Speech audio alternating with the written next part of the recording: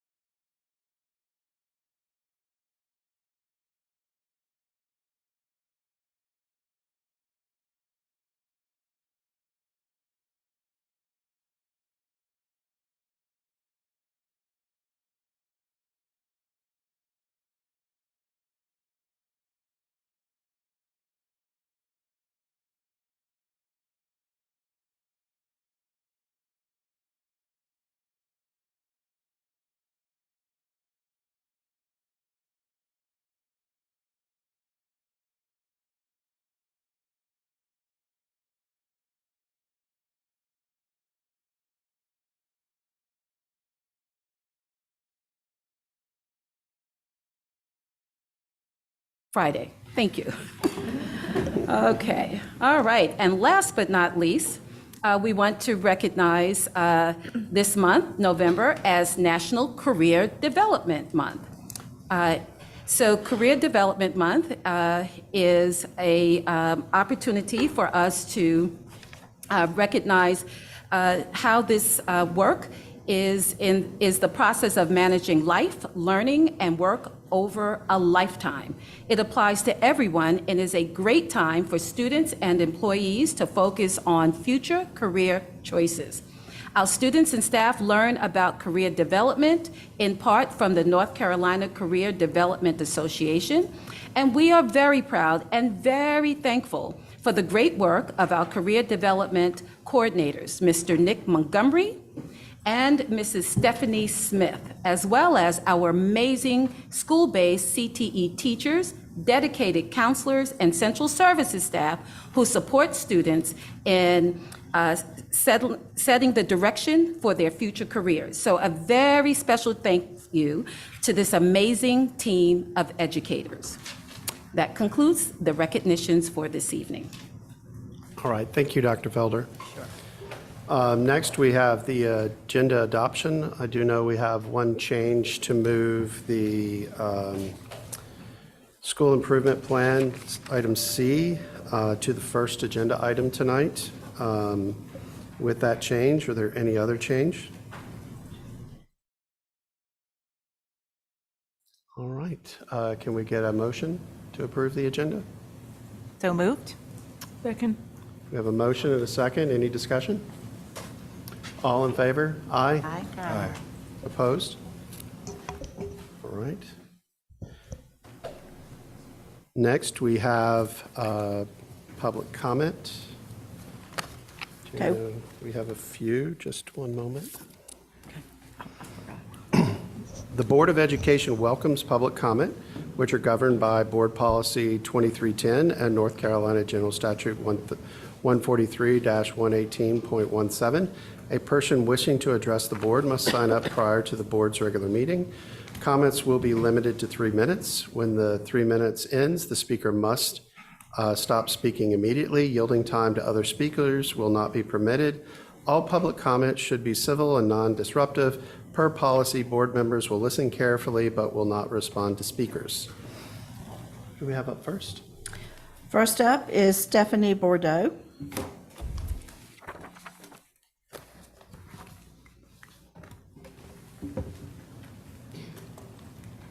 Good evening.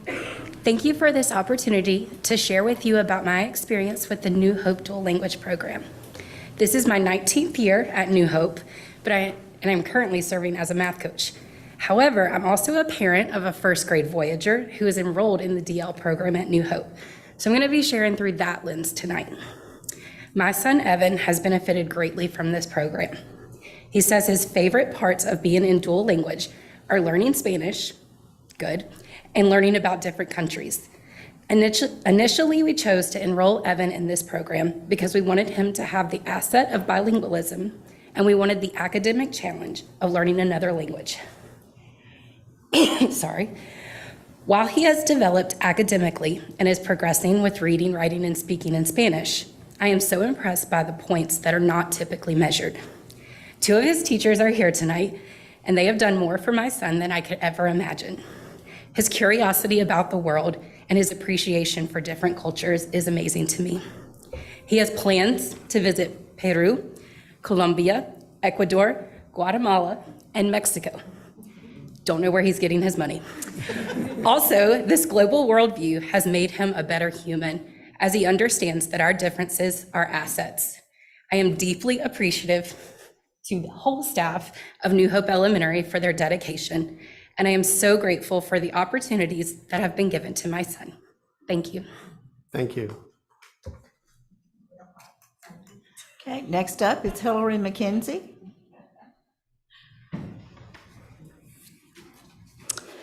Good evening, Chair Atherton, Vice Chair Purcell, members of the board, Dr. Felder, staff members.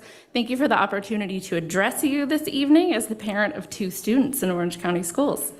I appreciate the time to hear from Mr. Williams and the Equity Task Force tonight, and I want to send a huge thank you to every educator and staff member who works tirelessly to educate the children in this community.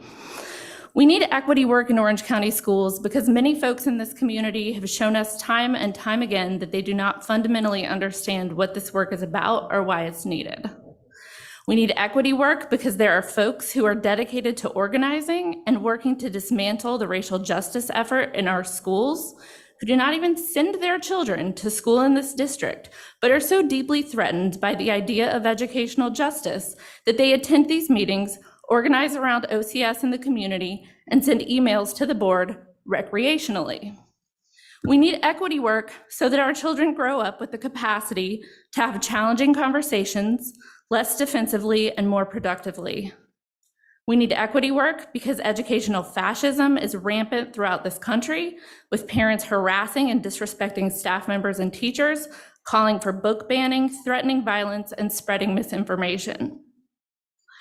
We need equity work because organizations like Moms for Liberty, the North Carolina Values Coalition, Carolina Teachers Alliance, No Left Turn in Education, the and the Orange County Citizens for Integrity Through Engagement, formerly known as OCS Truth, exist and are not benign to the welfare of the children of this county.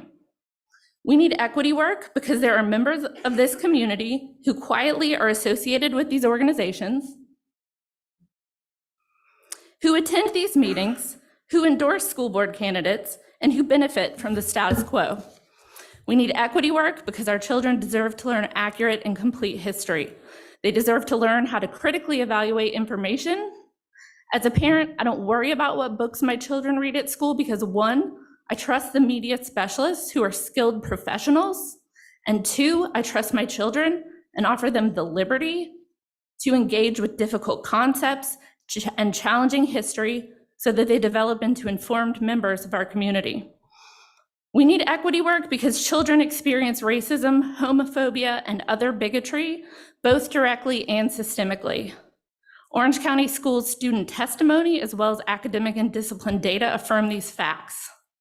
There are forces in Orange County that are working to convince parents that equity work is only for the benefit of some students, but we know that when school districts create environments where the most marginalized students grow and thrive, that all children will always benefit. I look forward to the presentations this evening and appreciate those of you who have the courage to support this work. Thank you. Thank you.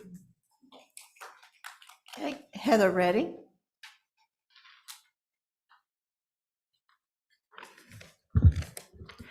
Good evening. As an Orange County Schools parent, I'm here this evening to urge the board to approve the Courageous Conversations contract with Pacific Group, which has already actually been funded by the Orange County Commissioners through the One Orange Initiative. I applaud the board for utilizing the expertise of a preeminent national organization in its professional development offerings, and hope that you will not pass up this opportunity to strengthen your commitment to equity training. The need for high-quality equity training in educational spaces is critical today, given the rise of educational fascist groups like Moms for Liberty that prioritizes Judeo-Christian white heteronormative power. Such groups are actively fighting to remove equity training and programming from schools. They sound the alarm whenever they hear the words diversity, equity, and inclusion. They spread dangerous propaganda about social emotional learning and culturally responsive teaching. They conflate teaching about gender and sexual identity with child abuse and grooming. They're trying to parent our children based on their regressive beliefs and fear of books. And they want to erode policies that physically and emotionally protected transgender, non-binary, and non-gender conforming students.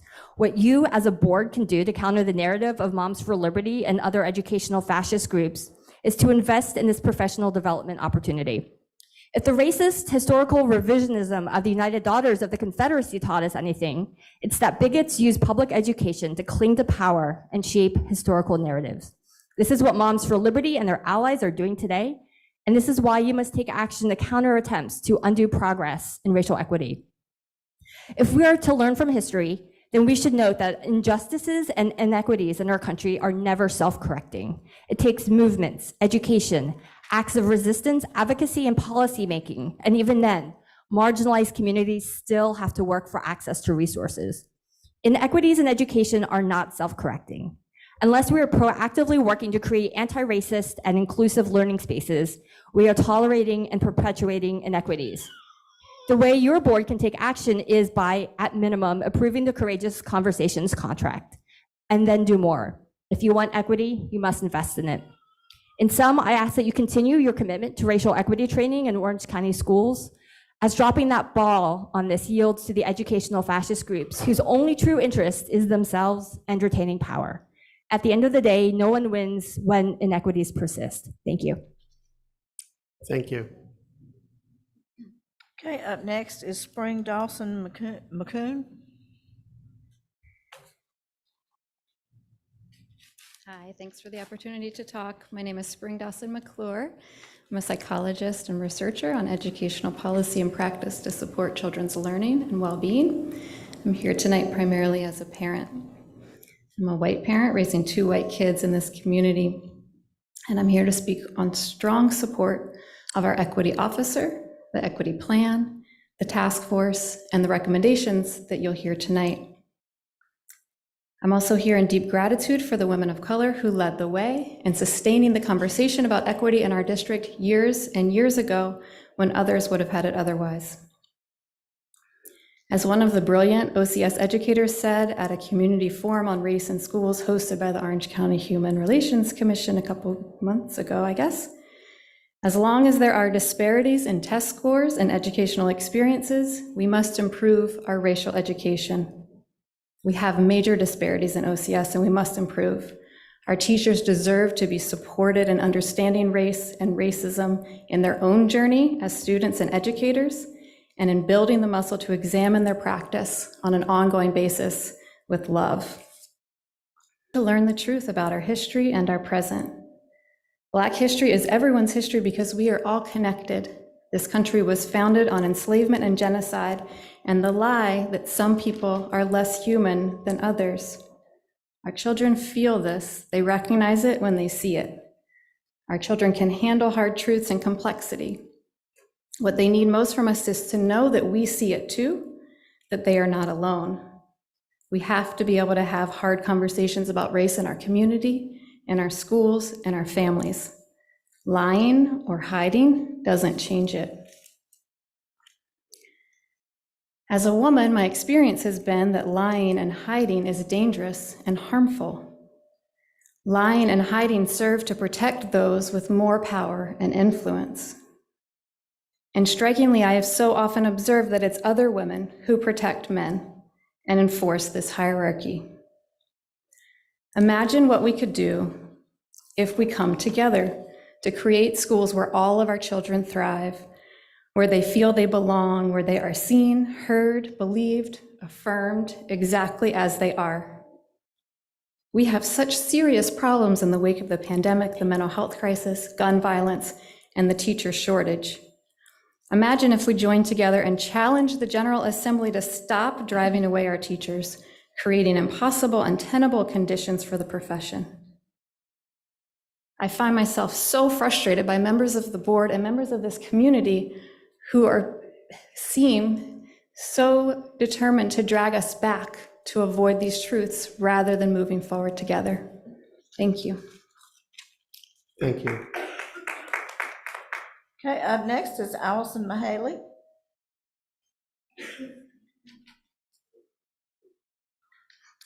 Members of the board and Dr. Felder and members of the community, I'd like to take this time that you've given me tonight to remind Orange County School Board of some of the history here, some recent history. When I moved to Hillsborough, the school board was embroiled in a controversy at Eflin Cheeks Elementary School because a gay teacher had dared to read a book to a young student called The Prince and the Prince.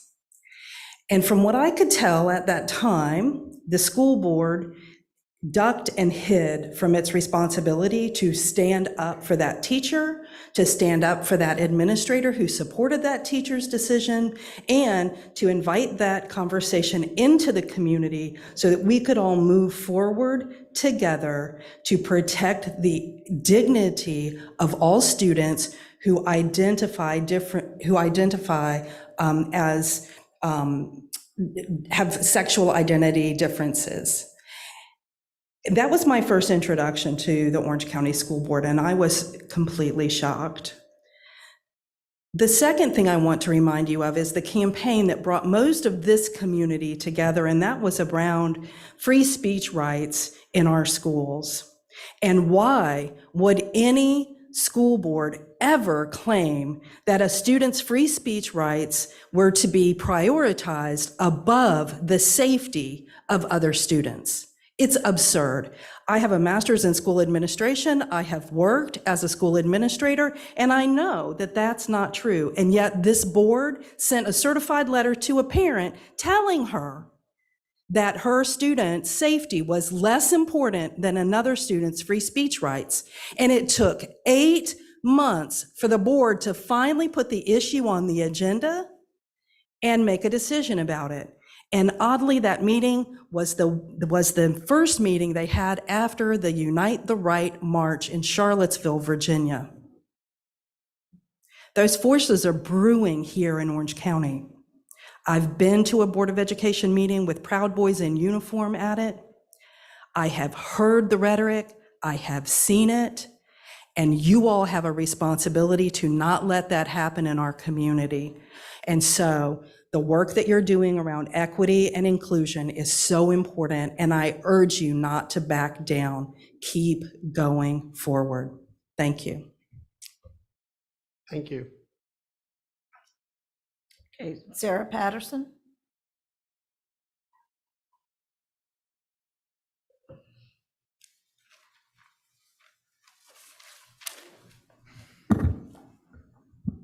Good evening. I'm here tonight to speak about the dual language program at New Hope Elementary, both as the school social worker and as a parent of 2 children who are in the program. I've had the privilege of serving New Hope as its school social worker for 8 years. Since the dual language program's inception, I have seen nothing but positive changes within the school. To have native English speaking students and native Spanish speaking children come together to learn from one another, creates a value and respect for one another in a way that is sincere and profound. All students experience the role of being the expert and the novice, and this creates a culture of appreciation for one another and some really deep-rooted growth mindset, which we're all about. When my 9-year-old was in kindergarten, he asked in May if we could go to Mexico as his birthday present. I was like, awesome, cultural awareness and appreciation, check. Geographic proximity, understanding, not so much. But routinely, both of my kids ask if we can go to Colombia. And I know that these requests reflect so many of the wonderful things that they have learned from their peers and from their teachers. But more than that, it reflects the relationships that they've built in the program. And that's something that is hard to quantify, but is very present. The beautiful and meaningful relationships that children and staff have, that staff and staff have, and among peers is truly beautiful. Prior to dual language being at New Hope, we had students who were ashamed to be bilingual, and that is incredibly sad, especially because over half of our students are Latinx. But no more. There is a reverence for being bicultural and bilingual in our school. And the program is really grounded in equity, and our students feel not only celebrated for who they are, but we see them celebrating one another for differences. In a school district that envisions preparing students to be creative, constructive thinkers who become healthy, productive, and responsible members of our community and of the world, the dual language program at New Hope is doing just that. And I request that you continue to support it. Thank you. Thank you. Okay, Sandy Wheelis.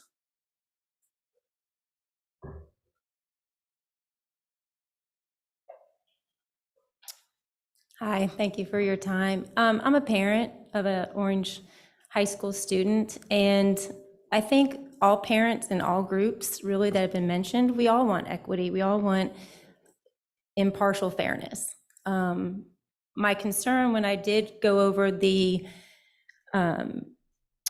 program that, sorry, a little nervous, I can't remember the name, Courageous Conversations, was that I didn't feel that it was impartial and fair. It worried me because I felt as if he was coming across basing it on the outer appearance. And one thing I've worked really hard with my children is not to look at outer appearance, but rather what's on the inside. And when I watched this program, it really brought a lot of concern. I feel like it was breaking down the things I've worked so hard to teach my children.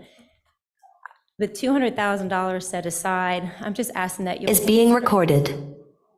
I would ask that you consider using that money and using our local resources, using Principal Farrington. He's wonderful. I've worked with him. I've spoken with him. What he's done in his school is amazing. I think if you can use him, our equity officers that we already have here in the county, our teachers, our staff, reaching out to some of these groups that are out there, create our own forum locally where we can reach out to our children. We need to look at all aspects of our kids, not just the outside, but they're suffering right now, whether it's the mental illness,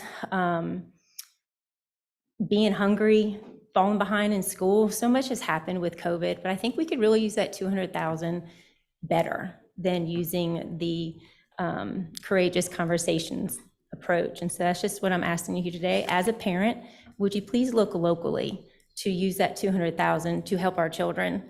Again, equity is important. I am not arguing that one bit, but we do need to make sure that we are inclusive of everybody, whether or not we all look the same and so forth. So thank you for your time, and I hope you will consider. Thank you. Sarah Snipes.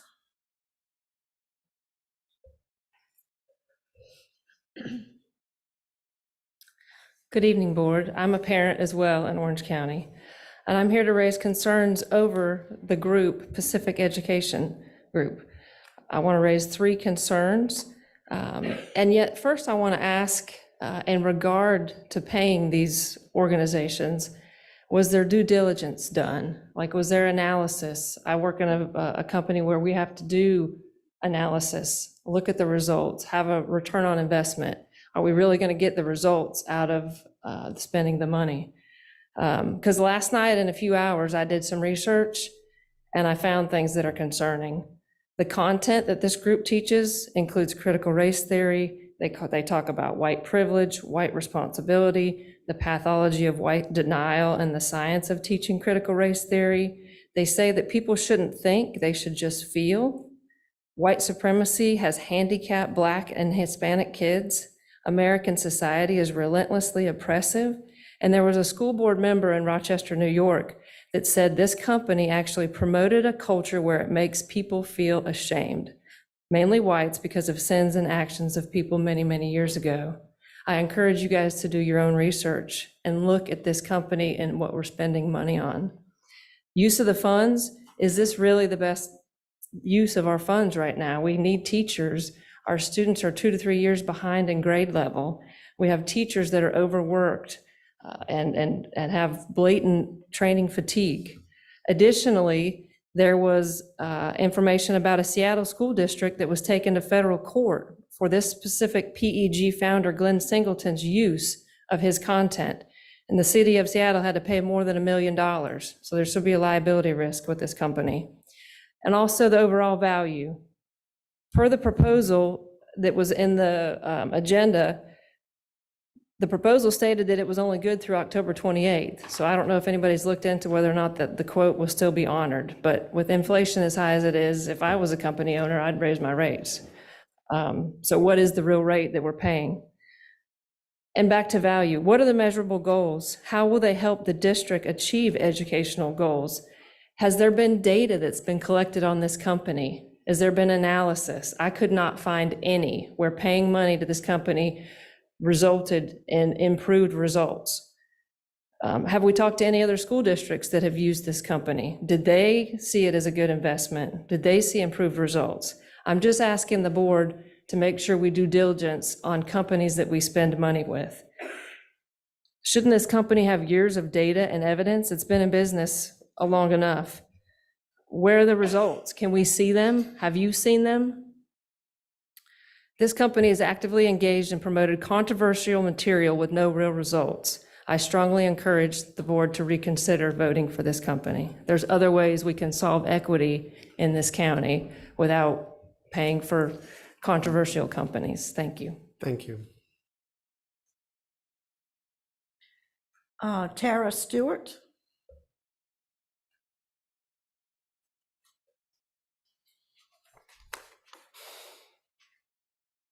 Good evening, Board, Dr. Felder. I want to address the potential allocation of equity tax funds of, I believe it's $198,000, and also a COVID federal grant of $500,000 within the Orange County School District. It's very fortunate that the district has this large amount of money to spend to improve our schools. And as you know, Orange County schools are failing and have up to 2-year deficits in students' reading and math skills. Some of this failure can be attributed to virtual school as a result of the COVID pandemic. The pandemic, thankfully, is now over, but there is so much work to be done for the students to catch up and to reach minimum educational benchmarks. My question is, how much latitude do you have with allocation of these funds? Students and teachers could really benefit right now from this money. Private tutors could be hired, more teacher assistants could be hired, teacher bonuses could be given to help compensate for the extra work required. These measures will promote equity immediately. Knowing that we have failing schools in Orange County, will you go back to the commissioners and negotiate this allocation of funds so that they are used wisely? If the funds must be spent for equity training, I believe that it is imperative that you choose a vendor that can back up their stated outcomes with data and evidence from real-world experience before making such a big investment with the community's hard-earned tax dollars. There should be bids from different vendors that demonstrate improvement in failing schools that are backed up with real data and evidence. This level of transparency that proves that they have a good product needs to be a requirement before any equity funding is committed. And if that proof of improvement in student outcomes is not available, then that vendor should be eliminated from consideration. And outcome data should be compared among vendors so we get the best investment possible for our school district. Have you seen that outcome data from PEG Courageous Conversations? Have you compared PEG to other equity training vendors? What about local options? If so, please publish that evaluation process with equity education student outcome data for the public to see, so we know you are being responsible stewards of our tax dollars. We can't afford to waste this money when our schools are failing. This money needs to be used strategically and wisely to help the children in our county meet required educational standards. This opportunity must not be wasted and must be used to benefit children and teachers directly. Where will our students be 2 years from now? Please consider this heavy responsibility that you have to the children for which you have been elected to serve. Don't take the easy way out, but be creative and frugal with this money so that it will benefit Orange County Schools, its teachers, and its students to its maximum potential. Thank you. Thank you.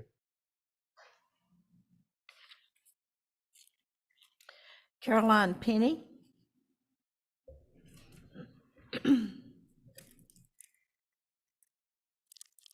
Good evening. My name is Caroline Penny, and I'm the mom of 2 children in the dual language program at New Hope Elementary, and I'm currently the PTSA president. My daughter is part of the inaugural class of dual language, so this is our 5th year in the program. When my daughter enrolled in the program for kindergarten, I was excited for her to learn a second language, and I was also hoping that she would be part of a community in which she would get to know kids from different language backgrounds and different cultural backgrounds who would all be able to connect with and learn from each other in both native languages. These things have all come about, and the dual language experience has been extremely positive for our family. I've noticed that the friendships in my children's dual language classrooms form just as easily across differences of background and native language as they do between children from similar backgrounds. In my experience of public schools in North Carolina, this is not typical. I attribute it to the fact that in dual language, all children's backgrounds are valued equally, with no child coming into kindergarten with a sense of being behind because of a lack of prior exposure to English. Every dual language teacher we've had has been absolutely wonderful. These teachers have opened up the world to my children and their classmates, and I couldn't be more grateful. I had a very proud moment recently. My daughter's 4th grade dual language class is too large for specials teachers to accommodate them all together, so they split up and go to specials with other 4th grade classes. My daughter was in music, and the non-dual language class she was with has a new student who is a newcomer to this country and speaks only Spanish. When she and her dual language classmates realized this, they sat next to him and interpreted for him so he could understand the teacher's instructions, and they've continued to do this. I loved hearing about this interaction, this bridge that was built, as I imagine the possibility of similar interactions in the future, thanks to dual language. My 2 white children from an English-speaking household are reading and writing and learning and making friends and growing in Spanish as well as English, and I hope they'll continue to do so through bilingual education in middle school and beyond. This is so beneficial to their brains and their learning, and it will give them the ability to connect with and work with, befriend, and have greater understanding of the many Spanish speakers in our community. This will be so valuable, but that is not even the greatest value of this program. The fact that the many native Spanish speakers served by New Hope have the opportunity to come in and feel proficient, connect with staff in their own native language, and learn in an environment where their background and language is valued and celebrated is what makes dual language so important to our school.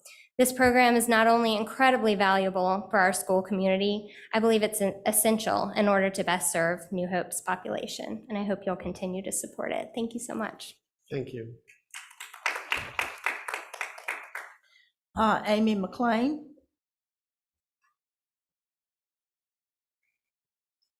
Hello. I'm Amy McLean. I have a 1st grader enrolled in the dual language program at New Hope. I'm a former public school teacher and taught English abroad in Honduras, so I've long since known the benefits of learning a second language, but was curious to see what it would look like with my own child. 2 words come to mind: empathy and curiosity. I asked my daughter in the middle of kindergarten how it felt to go into a room and not speak any Spanish, and she said, "Scary." I said, "How do you think someone feels when they move to a new country and they don't understand anything someone's saying?" And she said, "Scary." She's grown so much in her empathy and understanding of what it feels like to be different. And it didn't take long for Spanish to not become scary. It soon became her favorite class. And she'd jump out of the car in the morning and say, "It's a Spanish day." Her curiosity is, like other parents have said, of the world. She can't wait to go to Venezuela and Ecuador and Mexico and Spain. And she told me she's gonna order soda in Spanish and I can't stop her. She's just fascinated by the world for a 7-year-old. It's so beautiful to see. And then also, something I'm sure every parent can know is that sometimes your kid connects more with a teacher one year than another, right? That's natural. And something that's really cool about dual language is you have a Spanish teacher and an English teacher. So you're exposed to 2 different personalities and 2 different types of teaching. And that's been fantastic because you go to one teacher this day and then the next day it's a different teacher. And I think it's kept school fresh for her. She can't wait to go back to that teacher she hasn't seen. And you're never going to have an off year where you don't jive with your teacher when you get that chance to connect with two. And that's been wonderful. She's only been in the program a year and 2 months. She can count to 20. She knows lots of animals. She can introduce herself. She can tell you what she likes, what she doesn't like.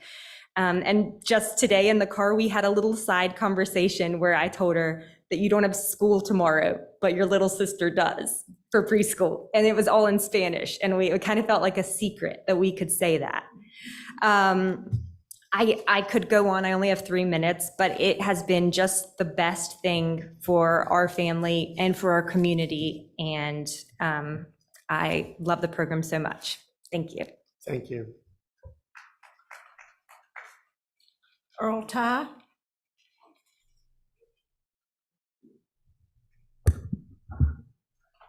Good evening, and I am Earl Ty, and I appreciate the chance to speak before you all tonight.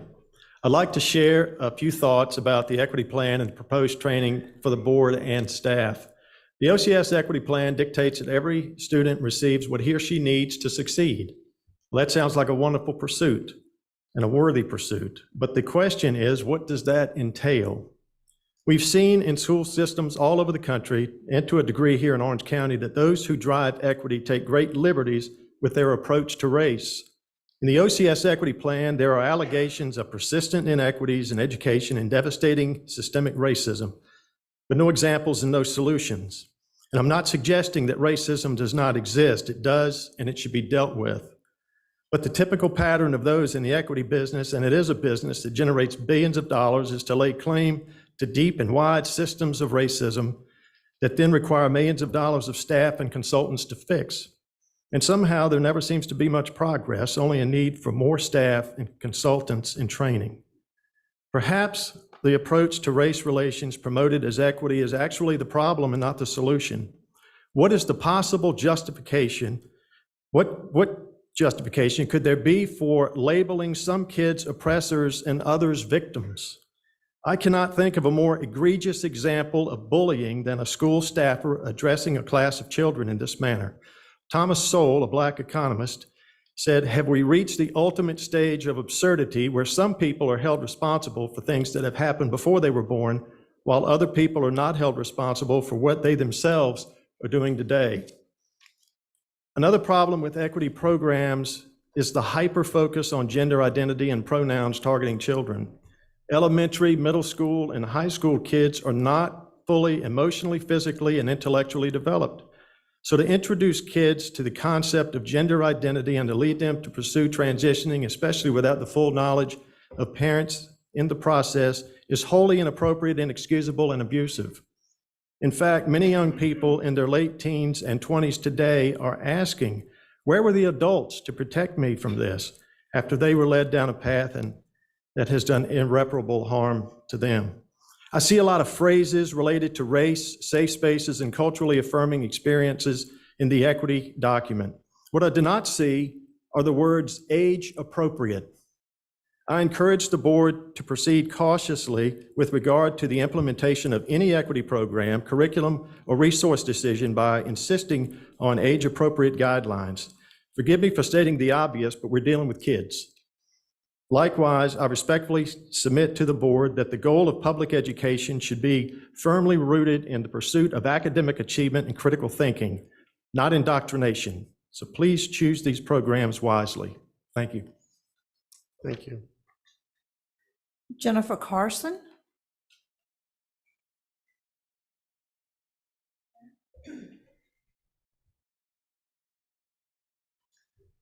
Good evening, Dr. Felder, Chair Atherton, Vice Chair Purcell, and board members. My name is Jennifer Carson, and I am the media specialist at New Hope Elementary. I started working at New Hope in 2021. Prior to my current role at New Hope, I was a language development specialist at Grady Brown, and I worked there for 7 years. I chose to shift roles and move to New Hope because of the many years I spent teaching and learning alongside multilingual learners and their families. This work has been the highlight and joy of my teaching career, and I knew before making the transition that New Hope was the right place for me. On one of my first days, I had the privilege to listen in on a conversation between one of our dual language teachers, Senora Ate Ortua, who had to repeat her name so many times before I figured it out, of which I was supremely grateful, and her first graders, while they waited in the library to be picked up by their parents. As I listened to them talk, laugh, and share their day going back and forth in Spanish and English, I smiled to myself. For them, it was just the end of their day. For me, it was a wonderful example of students being seen, heard, and valued by their teacher and each other in their own language and in the language they were learning.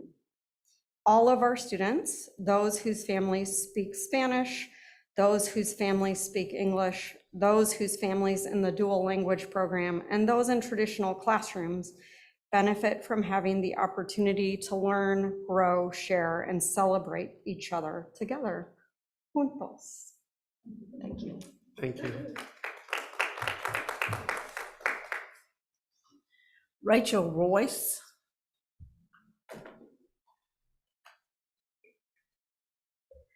Good evening. Thank you for the opportunity to speak with the board. Others have spoken quite eloquently tonight about the benefits of the equity work for all our children and for the dual language program. I wish that when my kids were that age that they could have gone to that program because it sounds fantastic. I love to hear the parents glowing with enthusiasm about their program. I admire that the schools joined together in 2020, funded by the county, to help the school staff get trained in equity issues from experts.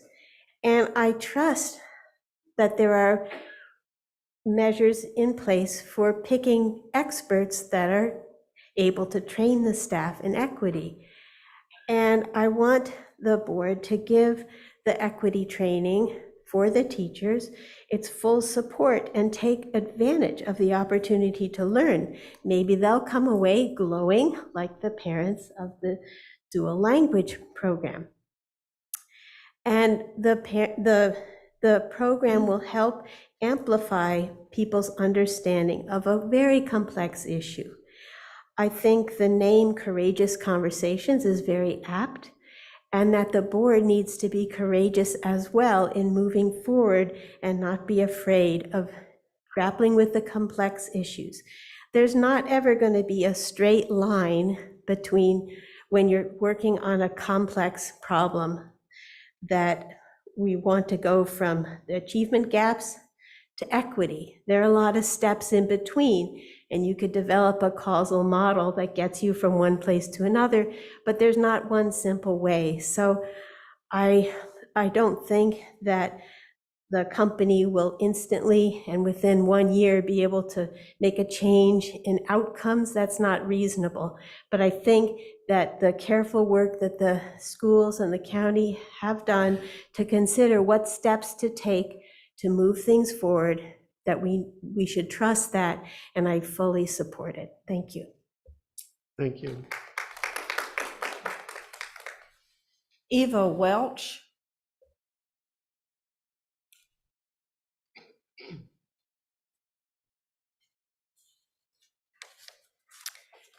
Good evening. I'm here to give you my experience in the dual language program at New Hope. My daughter was first introduced to Spanish by an after-school caregiver in preschool, and she was very excited about it and enjoyed to learn even just a few words.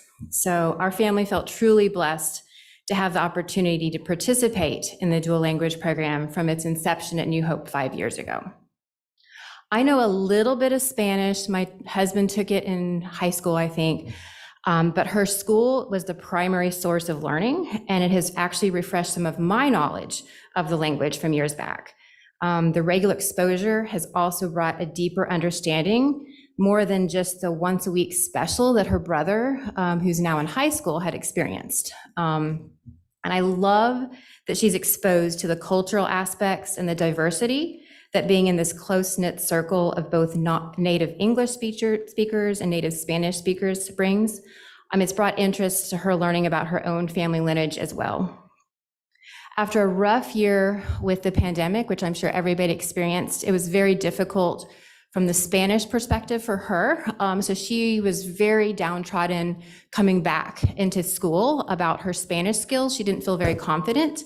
But as the months progressed, and she's with her teachers face to face and getting that one-on-one or small group experiences, I hear more and more stories about how she's getting it and how she's realizing how much she actually really does know.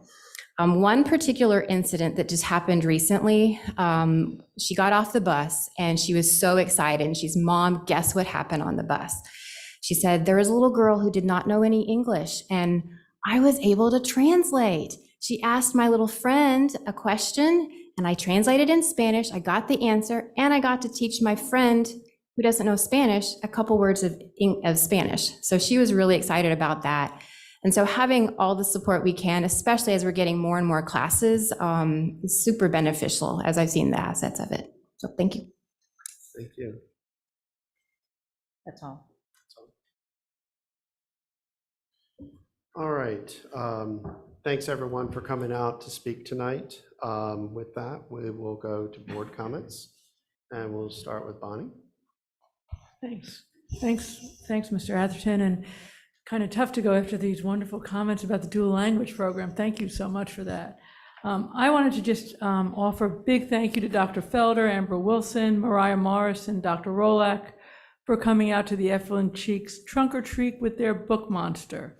And you may know, as everybody else was giving out candy, they were handing out books, and to very happy kids and parents who were excited to get them. So thank you so much for that. It was great.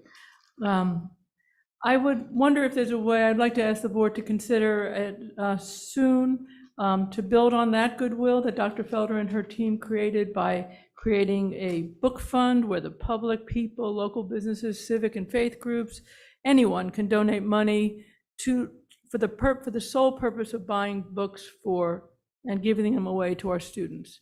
So it's something I'd love to see us do, but Dr. Felder and her team inspired it. What a great time. Thank you. All right, Andre? All right, thank you. So real quick, I will talk about the Community Engagement Committee in our first meeting a couple of weeks ago. I think it was very informative, and we had some great ideas, and I think we'll have some major success with that committee. And we did take a field trip to the Gateway Village Hub, and that is one of our commitments, is to go out to the community and visit with our local communities and neighborhoods and families, instead of having them come to us. So I think we're going to do a lot of work within that Community Engagement Committee and hopefully bring forth some great ideas for the district. Thank you, Andre. I have done some visiting to schools, which is what I like to do. I have visited Orange High School, I have visited Evelyn Cheeks, and I have visited Gravelly Hill just today. And I have seen students in action, seen teachers in action, and I love to go in and see this, talk to the principals, and hear what wonderful things are going on in their schools. So I will continue to get out and visit. Excellent. Sarah? Thank you for everybody who came out to speak tonight. I'm looking forward. I'm glad that we have the table set up like this to talk with the Equity Task Force, which I just find to be valuable. I'm looking forward to that conversation. One event I went to recently is the Color of Education Conference, and I wanted to mention that Orange County Schools had a wonderful presence there. Particularly, we had some really inspiring student speakers, some art that was sort of prominently displayed on the podium that like these major speakers came and were speaking at. It was a great event, and I just wanted to leave you all with this tidbit. There was Dudley Flood, who, if you don't know, is like a hero in North Carolina education and desegregation in particular. He spoke, and I want to leave you with something that he said. So he was talking about when he was younger, how he saw these people coming out of the Marines officer candidate school. And he was like, what are they doing to take, I don't know, 6 weeks or whatever, to like turn these people into leaders? Like, what are they doing over there? And so he had the chance to go to see what was different there versus anywhere else. And he said, you're not going to become a leader until you see yourself as one. He said there were 3 things they were doing differently. 1, everyone there spoke to the officer candidates as though they were significant and important. So the candidates were significant and important. 2, everyone responded to the candidates as though they had something important to say. And 3, they behaved in their presence as though they were in the presence of someone important. And he said, if we were to accord that dignity to every human being, we would be astonished at what we could accomplish.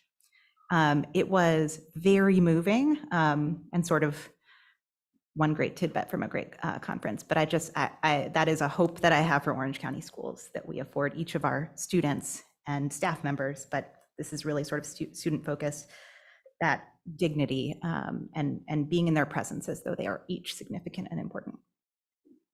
Thank you, Sarah. Carrie? Thank you. Thank you also everyone who came out to speak tonight. I wanted to share on 2 events I went to. One was the NC SHAPE convention, which is for PE and health teachers. A number of OCS teachers attended, and one led a session I went to. There's a lot of emphasis on movement and learning and how movement helps memory. And it was just a really great event with a speaker named Mike Kuksala, who trains teachers and provides different approaches to building movement into classrooms. And also I attended the Color of Education Summit that Sarah mentioned, and we really had the best turnout as a district. We had students, as Sarah mentioned, we had parents of students, we had student alumni, including multiple graduation speakers from last year. We had teachers supporting their students, and we had student speakers speaking to and calling teachers and administrators to be brave when it comes to doing equity work in our district. And so I have some specific words from students that I'll share when we get to that part of the meeting tonight. Thanks. Jennifer? I also had the opportunity to virtually attend the Color of Education Conference, and it was great to see Orange County Schools represented in such a powerful way. I also had the opportunity to serve at Grady Brown Elementary. It was really great to interact with the students and staff, and I look forward to more opportunities to serve. Thank you. All right, thanks, everyone. So just a few items. I was able to attend the fall law conference and was able to share that with the rest of the board. Lots of great content of things that are evolving and changing in education and things that we have to keep in mind. Several events in the schools. Frankenstein from the Orange High School Theater was wonderful. The Katrina Project, very close to home and very tragic. The Cedar Ridge Band, wonderful performance. Great to see all the families and students all together, and various sports activities. And the Lights On After School, which is a program talking about the students and the importance of care and focus, and seeing all of our talented students in the pumpkins. One thing I just wanted to share was, I took a walk to one of the schools for an activity, and as I went into the room, the building, I could hear music. And at first I thought, hey, they're playing music, how wonderful, it's after school. And, so kept walking. And then as I got closer, I realized they're not playing a radio, that's actually people. And as I kept walking, I got closer and then eventually realized it's a group of the staff members, principals, assistant principals that had gotten together with the music teacher and was just singing. And I injected myself to listen and, listened to it for a while, and then they noticed I was there, and then, they stopped, but just shared that, the one common thing they had was music, was, through all the stress of everything going on, at the end of the day, they would just get together and sing. And I think it's just a wonderful example of, just some of the ways our teachers and staff are dealing with the day-to-day they have to do. And just wanted to share how wonderful it was to hear. Anyway, I am going to fix a mistake that was brought to my attention. We did have another teacher that had signed up to speak, and we will give her that moment to speak. Alexandria. Yeah. Alexandria Fallon. That's all. I did not. No worries. Good evening, Board of Education. Good evening, Superintendent. I'm here tonight to speak from my perspective as a dual language teacher. From day one, my commitment, our commitment, has been to provide our students with a space where they can grow who they are, value their roots, and feel proud and confident. Seeing all the students grow culturally and globally throughout these years has been amazing. Alongside teaching the language and developing biliteracy, our shared learning also helps to promote cultural awareness, just like you heard all our parents.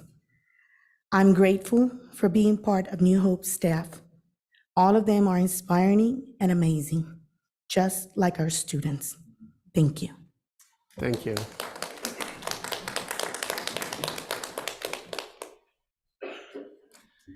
All right, so board, next is our consent agenda. It is not clear to me which ones are getting pulled at this point, so I'm just going to ask. I just wanted to pull the enterprise fund, number 3. Number 3, all right. I think that'll be a quick question. Okay. Any other items board members want to pull? All right, with that item, it would be right after our discussion and action from the equity task force discussions. So it'll be at the end of the meeting. That's fine. Okay. Do we have a motion to approve the consent with the item pulled? So moved. Second. All right, any further discussion? All in favor? Aye? Aye. Opposed?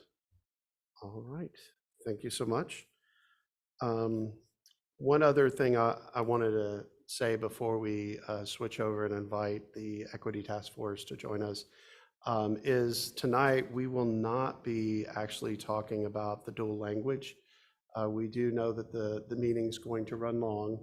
And so I just wanted to let y'all know that if y'all are waiting to hear that please don't wait. We do know that the meeting's going to run pretty long. Oh, I'm sorry, I was under the impression we were? Oh, I thought you texted me and said we are not. We are. Oh, okay. Yes, I'm Thank sorry. you. Thank you for the clarity. Thank you. I thought you'd said no. No, Okay, yes. so we will. It'll just be a while, so. All right, we'll transition over to the Equity Task Force and would invite the task force to join us. Are we not doing Gravelly? Yes. I'm sorry.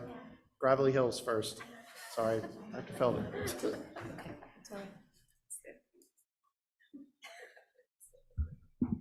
Good evening. I believe Dr. Relic is with us on the telephone or called in? Yes. Terrific. Well, welcome. Good evening, everyone. We stand before you virtually and in person to once again bring Gravelly Hill Middle School School Improvement Plan back to you tonight with just a reminder of the process that the school improvement team went through, as well as to address specific questions you all had around district supports for the school. So I am looking for the clicker and don't have it. Thank you. So we will get started, and I'll ask Dr. Rowlick to begin by just recapping our school-based planning process for you all. Good evening, members of the board and Dr. Felder, and thank you for this opportunity to go first and just do a recap of our school improvement planning process. We did start by looking at a root cause analysis. We reviewed data from the teacher working conditions survey, from our end of grade and end of course assessments. And in doing that, we identified specific challenges that we had and started to think about ways that we might address those. We did use the NC STAR platform to look at the 12 key indicators, and we assessed all 12 indicators. And I should say that the we in this particular instance is our school improvement leadership team. So we went through each indicator to assess where we are, what challenges were there. And then after we had assessed all of those indicators, we did select 4 indicators that would become our priority objectives for our school improvement plan for this year. We then looked at action steps for each of those objectives, and we put timelines. Not all of those action steps are set to be completed at the end of the year, but we do have interim steps that should be completed as we are going throughout the school year, so that as we are monitoring through our twice per month meetings, that we are seeing our progress. So we meet on the 2nd and 4th Monday of each month. The first meeting is about a 1-hour meeting. The second meeting is a 2-hour meeting. And it gives us an opportunity to look at our data on an ongoing basis, to see our progress and to make any changes that we may need to make. We do believe in a process of continuous improvement. And so if we need to make changes along the way, we are able to do that with the plan that we have developed. Thank you, Dr. Rowlick. And as a reminder, this is the school improvement plan that evolves on a continuous improvement cycle. When we look at what is due to North Carolina's Department of Public Instruction, it is this plan as it stands in NC STAR. That is the only requirement the state has in moving that forward. However, we heard you loud and clear in your questions to our principal and your questions to us, valid questions. How are you as a district supporting the school beyond the plan that they have put in place? So we wanted to take some time tonight to speak to each of those areas. Last board meeting, you asked her very clearly, what else do you need? How can we as the Board of Education support Gravelly Hill Middle School? And Dr. Rowlick and the school improvement team and the school as a whole responded with some specific asks. They asked that you grant them an additional assistant principal position. They've also asked for additional classroom teacher positions. One of the challenges they are having as a school right now is a continuous cycle of movement around their teachers because of the small school size, in classroom teachers having to teach various grade levels and not having the continuity year to year. The hiring of these 2 additional teaching positions, would allow a strong teaming structure to be put in place, which already exists at the rest of our schools in Guilford. My goodness, in Orange County schools. Sorry about that. They have also asked for some temporary lunch monitors, which would alleviate the principal for administrative duties so that she and her assistant principal can be active in their PLCs, can be in classrooms observing. We have a strong volunteer list at Gravelly Hill. 24 of those individuals have indicated an interest in serving as lunch monitors. In the meantime, however, members of both cabinet and extended cabinet have been going into Gravelly Hill on a regular basis. We did a sign-up sheet in order to alleviate the principal so that she can participate in those important pieces of the school day. We are also continuing to temporarily reassign some of our central office personnel to provide targeted support in areas where we have had vacancies. I'll move to the column around support. The last few board meetings, I've talked to you about our district support and improvement team. Members of those teams, of that team led by myself and Dr. Denise Green, attend all of the school improvement leadership team meetings at Gravelly Hill. We are then able to bring any needs, interests, resource needs that bubble up to central office and bring them directly to cabinet. That looks like people coming back to the meeting to participate and to be able to provide targeted support, but it also means that we are able to allocate those resources and get things happening a bit more quickly. One example of that is those lunch monitors. In one of the meetings, the PTSO stated that they could start generating a list of volunteers. When I brought that back to cabinet, we were immediately able to put that sign-in process in place to get the support directly out to the school immediately. Our human capital office is also supporting through continued recruitment, screening, interviewing support. Dr. Rolick has asked for substitute teacher training. We have asked and written into the plan that our C&I department is developing common formative assessments in collaboration with the teachers. We have continued instructional coaching, and we are looking forward to the prioritization of service by the new mental health coordinator who'll be coming on board to support with some of the specific needs of our students. From a long-term perspective, we are looking at both tutoring as well as transportation for our students so that they can stay after school for tutoring. We are also identifying new positions, as I spoke about the 2 classroom positions, that would lead to teaming stability for our professional learning communities. Finally, we are examining different funding sources and looking at different possibilities for the supports that we will need at Gravelly Hill for the long term. Dr. Rolick, I'm going to ask you to now speak to the current vacancies at the school, please. Yes, so right now, and you can see this on the slide, our greatest need is in the area of math. And we've talked about that before. Right now, we have 3 vacant math positions, the 2 7th grade math teachers, as well as 1 8th grade math teacher.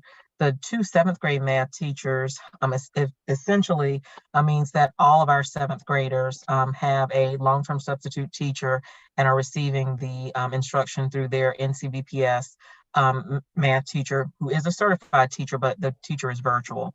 Then we do have a vacancy, and this is a longstanding vacancy in our exceptional children's program, and it's for our separate setting classroom. That classroom right now is staffed by a couple of teacher assistants, and then we are having our grade level EC teachers provide instruction to the students who are in the separate setting classroom. And then we are also looking to hire an additional daily substitute teacher so that when our teachers do have to be out, due to illness or caring for a child or professional development, that we have substitutes in the building who can go into those classrooms and provide instruction. Thank you. I do want to open it up to any questions, but I do want to emphasize once more that the standing school improvement plan that is required by North Carolina's Department of Public Instruction for schools designated as low performing is simply the plan that is identified and generated by the school's improvement leadership team that is housed in NC STAR. At this time, the superintendent does recommend that the Board of Education approve the plan as presented. But again, I'd like to open this up to any questions that you might have this evening. Bonnie? I'll start. First, I wanted to thank Dr. Rolak, Ms. Carr, the school improvement team, and I know some of the folks on this team. I know that this was a spirited and engaging conversation to develop the plan, and it shows in the results. So thank you for an excellent school improvement plan. And it's important for you all to know that while I support the plan, that it's important that we have this. The question has always been, do we have the staff in place to execute it? So it's never been a question about the plan. It's a great job. Just wanted to make that clear. have a question about the AP and the new classroom position teachers. Are they permanent positions? The request has been made for them to be permanent positions. Yes, ma'am.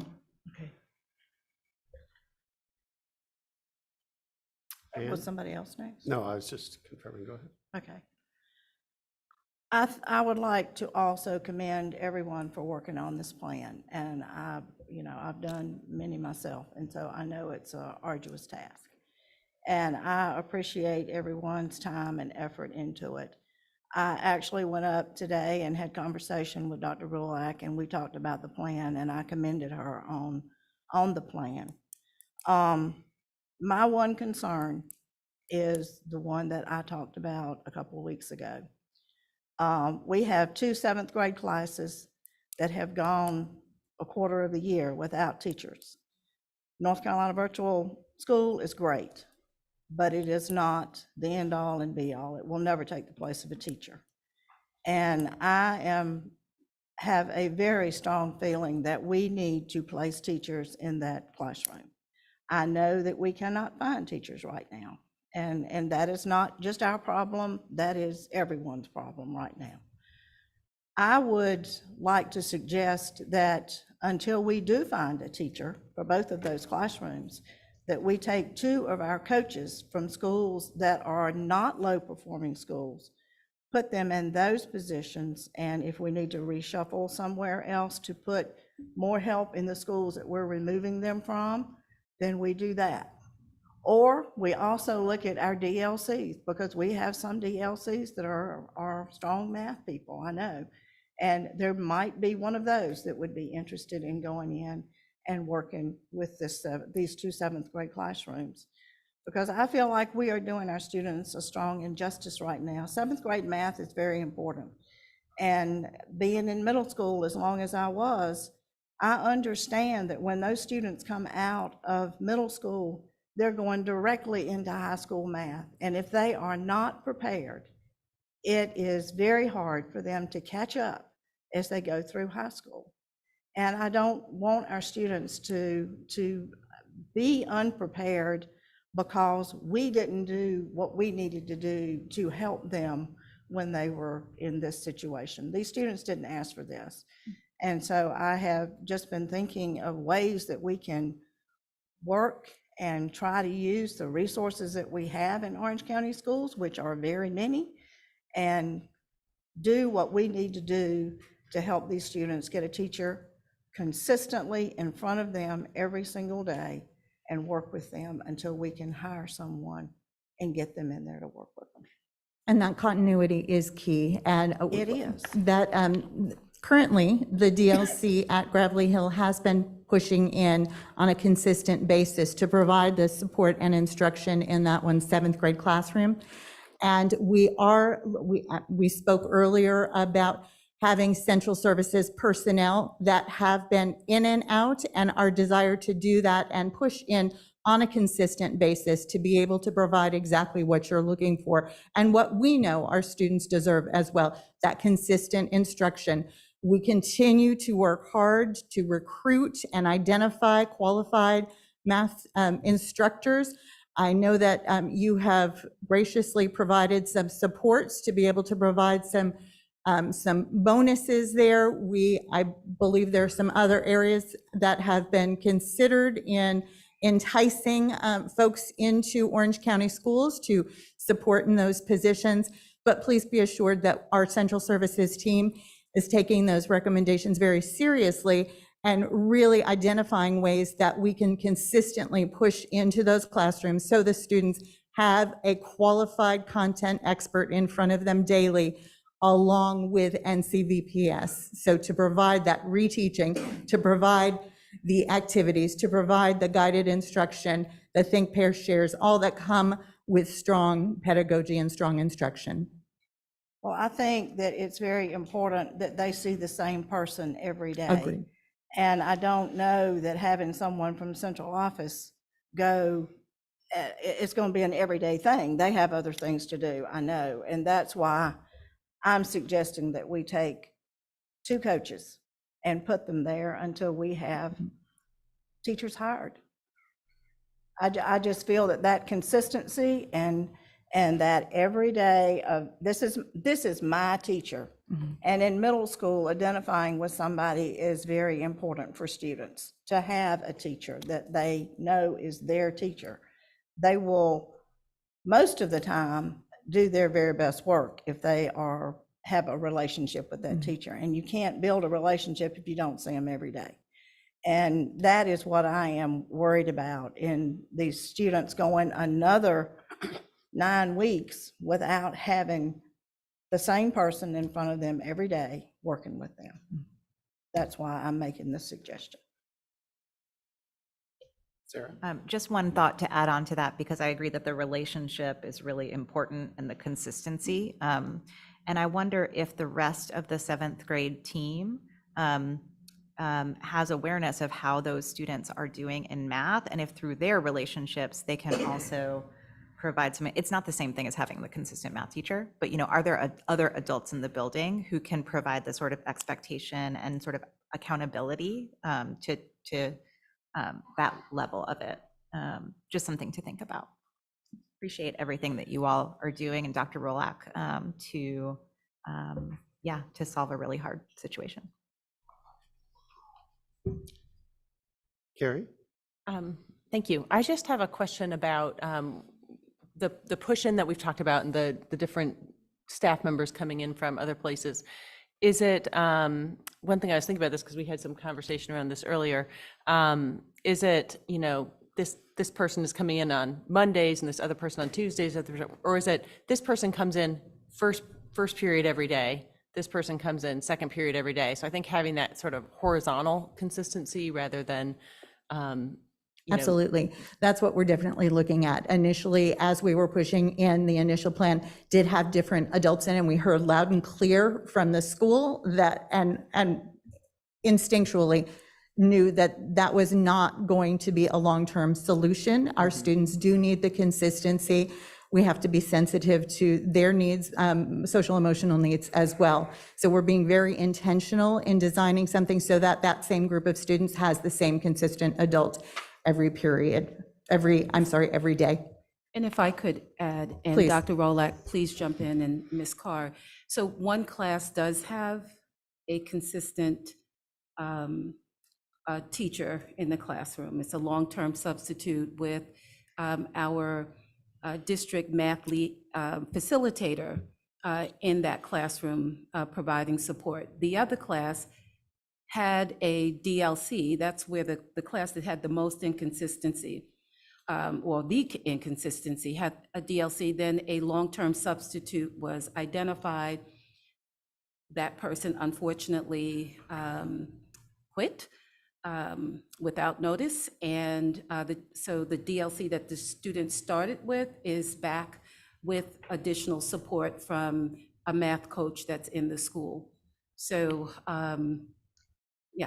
so there's that consistency is back. And I hear what you're saying with regards to pulling math coaches from other schools, but as I shared previously, the concern with doing that are the needs in other schools are great around math. We have a number of new teachers, new to math, new to teaching, that need support. And all of our schools don't have a math coach. And so per feedback from Dr. Rolak, the plan that we are for second quarter is the plan that she believes is best for the school at this time, by, again, shoring up the consistency in the classrooms and putting in additional support. And I understand that, but I also understand that students need somebody they can identify with every day. And having people come in from the central office is all well and good, but they may not be there every day, because I know how it is working in central office, and things happen. And I just feel like that there needs to be that one-on-one, this is my teacher, and even if they're still using virtual high school, that teacher is certified in math and is going to be the expert in the classroom. Right, and so the additional support, in addition to this, the consistent teacher in the classroom would be central services coming in to do what we talked about just a little while ago, and that was around ensuring that the work that students complete gets entered and that they stay on provide that kind of support. So that kind of support is okay to rotate through. It's the consistency of the person delivering the instruction, and that we believe will be there through effective this marking period, and was there in one class in a consistent way. As I said, started off that way in one class. When the long-term substitute came on board, and then went back. So that caused that inconsistency that Dr. Rolak and her team feels really impacted the learning in that classroom. It's also my understanding that Gravelly Hill has 2 math coaches, but they share a school, so they're not there every day. Right. So it's like a day and a half and then 2 days. Right. So we have 2 math coaches supporting 3 middle schools. And the plan is to one of those math coaches to be more at Gravelly than at the other middle school that person supports. Well, as I said, I love the plan. I think you've done a great job with it, but I don't know that we can carry through with piecemealing and doing what we're doing right now. Yeah. That's my concern. Oh, no, I appreciate that. And of course, as I stated previously, it's not the ideal that any of us would want. But we do believe, again, based on what the feedback from Dr. Rolak and her team, that the plan for this second quarter is one that would provide greater consistency to students, particularly in the one classroom. The other classroom has the consistency. It's only one classroom that does not, or classroom where students meet, I'll put it that way. Sarah? Well, I'll just express appreciation for all of the thought that's gone into the plan and the additional thinking about how to best provide some consistency in those classrooms. It would be helpful to understand how the data is looking as you do the NC check-ins and the Ames Web. Dr. Rolak, I'm sure that you know that if there's more that you need from the board, you should ask for it. And with that, I'm going to motion to approve the school improvement plan. I'll second. And just as a point of clarification, is the motion to encompass the school improvement plan, but also the additional measures that are part of the plan for improvement? Yeah. Yes. Okay. Yes, Just both of for those. clarity for the minutes, so it's to approve the school improvement plan and the additional measures that have been outlined in this presentation as part of the plan for improvement, overall plan for improvement. Yeah. And I second that. All right, we have a motion and a second. Discussion?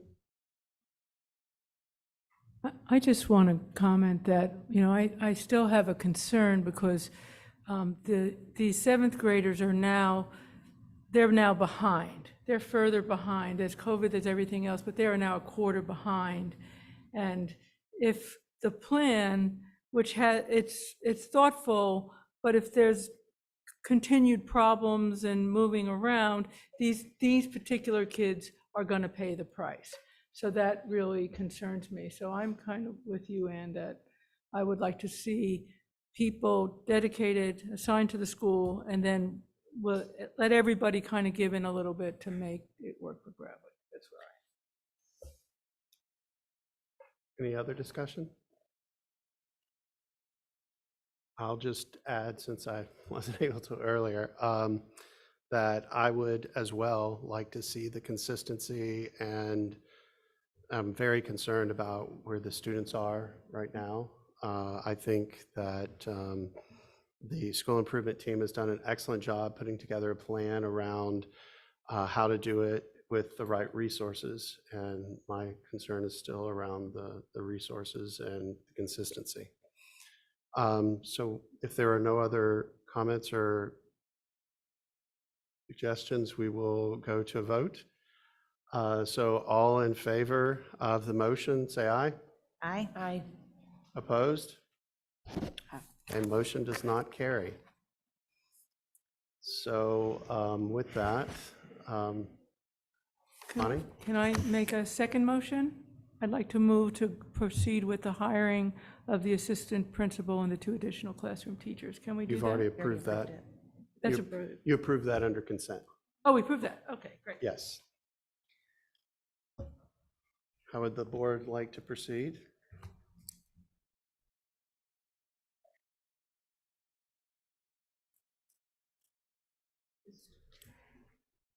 The only option is to either resolve it now or call a special meeting at another date to. Yeah, actually, good news on that front. I'm told by staff that DPI has sort of afforded districts a little additional flexibility on timing. So the deadline for submission to the state board of the plan for improvement, which the school improvement plan can be part of, is not till December 9 that it has to be submitted to the state. December 4 would be the deadline DPI has said for actually board approval of the plan. So in theory, you could come back to another regular meeting for another discussion of this. You wouldn't necessarily need a special meeting. Just a clarification, if I can. Since the board has rejected the school's school improvement plan, don't we now need to provide specific reasons for rejecting the plan?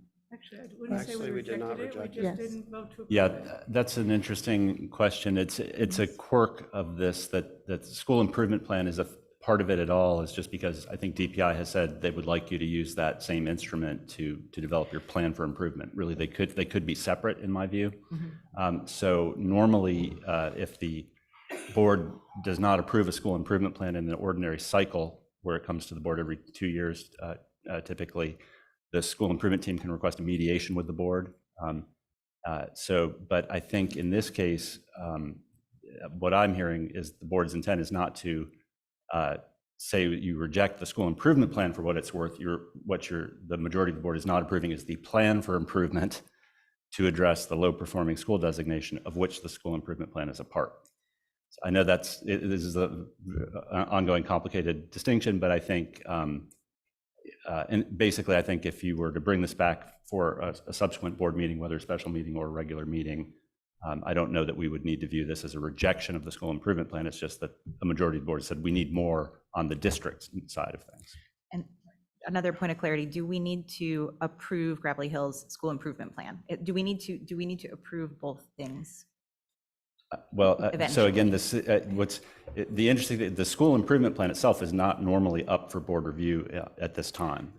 We're taking it it's being brought to you out of cycle because DPI has said, please use this NC STAR rubric and system for school improvement plans to develop your plan for improvement. As I said, they could be separate in my view legally, but DPI is the one that you have to report to, so you kind of have to report the information the way they suggested. So I'm not sure if I'm answering your question, but I don't know that you need to take a vote on the school improvement plan by itself. It's only required by law to be reviewed every 2 years. Right. It's not up for review.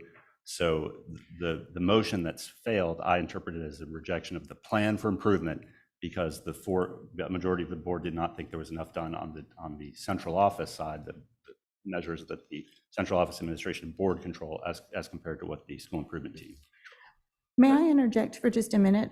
Based on my prior experience in 5 years with North Carolina's Department of Public Instruction and role as a school and district transformation coach, working specifically in coaching schools and school leaders and superintendents in low-performing schools and districts, the state requires a vote on the school's improvement plan as it stands in NC STAR. Any school that has that designation of low performing, you vote on that plan.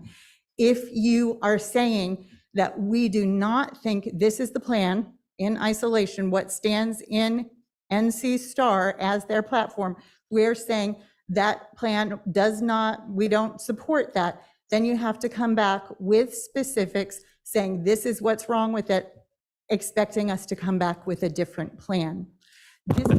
District supports, and I'm Right. sorry if I'm out of line with just speaking from that DPI lens. That's correct as to the school improvement plan. My Yes. point is, and it gets complicated, But really what's at issue here is a plan for improvement, not the school improvement plan. And we could maybe have a separate discussion or go back in the closed session. I don't want to derail the conversation, but I do think the bottom line is I believe legally you could come back at another board meeting and have another crack at this, whether it's a special meeting or and still be operating within the deadline. And I don't believe the board by its action so far has rejected the school improvement plan per se. It said we haven't seen enough, the majority board hasn't seen enough on the plan for improvement. We should probably have a separate conversation too. Yeah, I agree. The vote that failed is the same vote that failed last time. It wasn't a vote to reject the plan. It was a motion to approve it that failed, not a motion to reject the plan. Bonnie? Do we have an option to make a substitute motion and something that's focused on, I think what we're really asking for is we'd like to see the coaches assigned to the school. And right, is that that's what we're looking for? I have, Go ahead.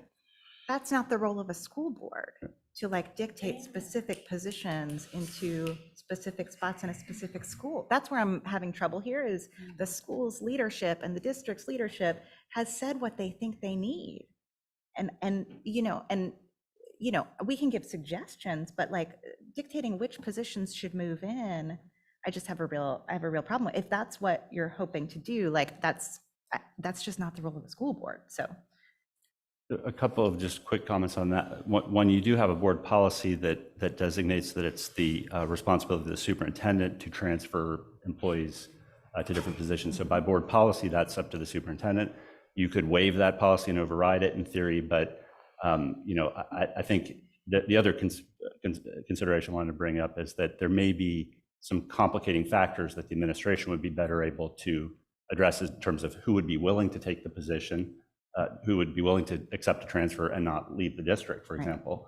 So that may require some conversations and some further thought about how to organize it. So I think in theory you could take action. The board could say we're going to waive override policy and do this, what is normally the superintendent's job in transferring staff, but that could have some unexpected consequences. So without identifying where they come from or who they are, I think the intent, at least mine, is would like to see full-time people assigned to these positions that are qualified math teachers, or not perfect. But go ahead.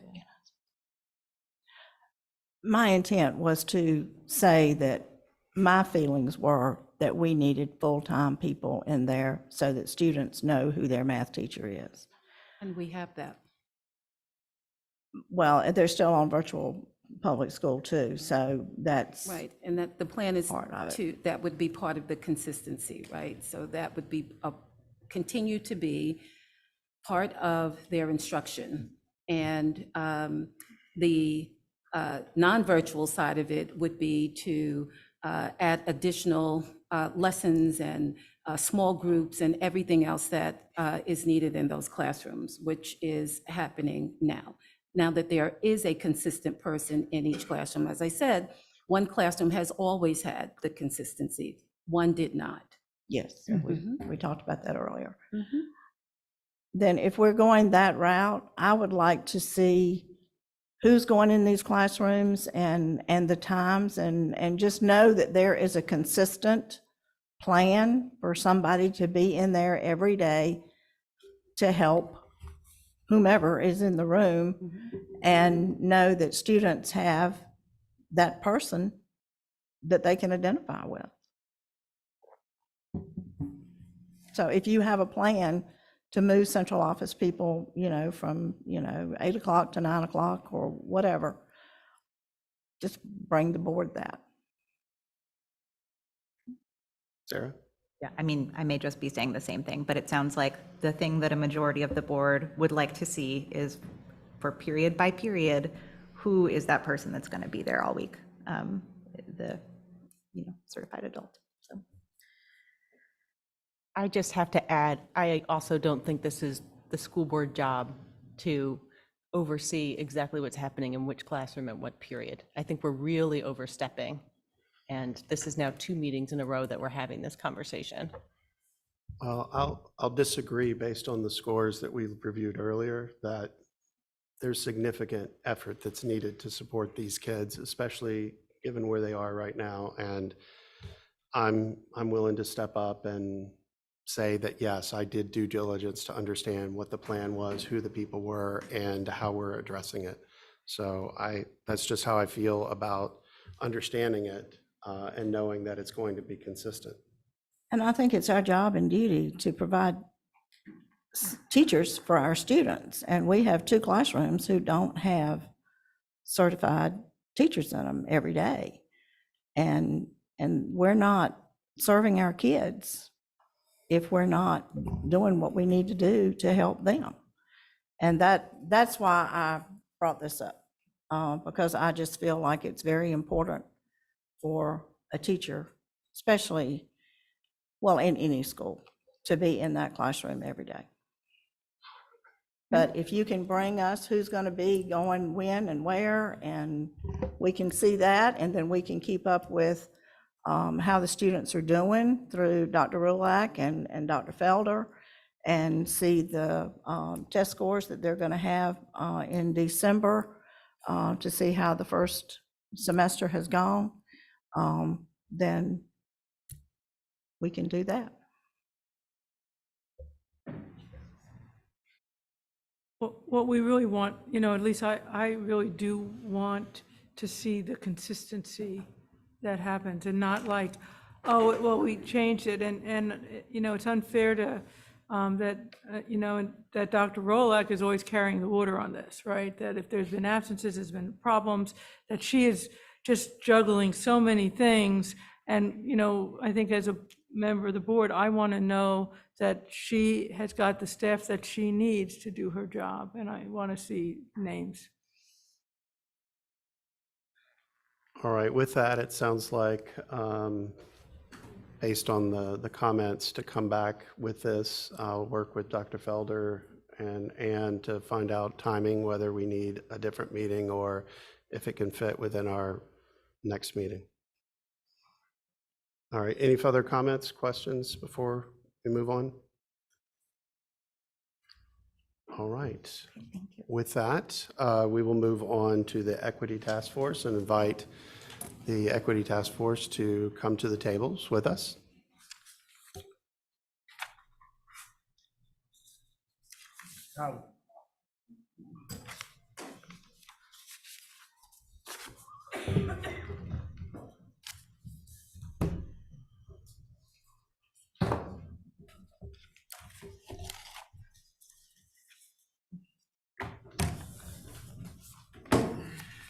You have some more seats on this side as well.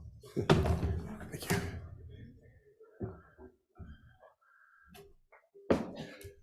Excuse me. Well, good evening, board. Dr. Felder and all of our community folks here this evening. I am super thrilled and excited to be sitting before you and with you today in this space. I am appreciative that we are approaching this equity conversation as a conversation and a whole group thing. As we all know, equity is all of our works. It is imperative that we do this work collectively. I would be remiss if I did not show my love and appreciation for the amazing Equity Task Force that I have the honor and privilege of serving. So I want to begin by introducing myself. My name is Lee A. Williams II.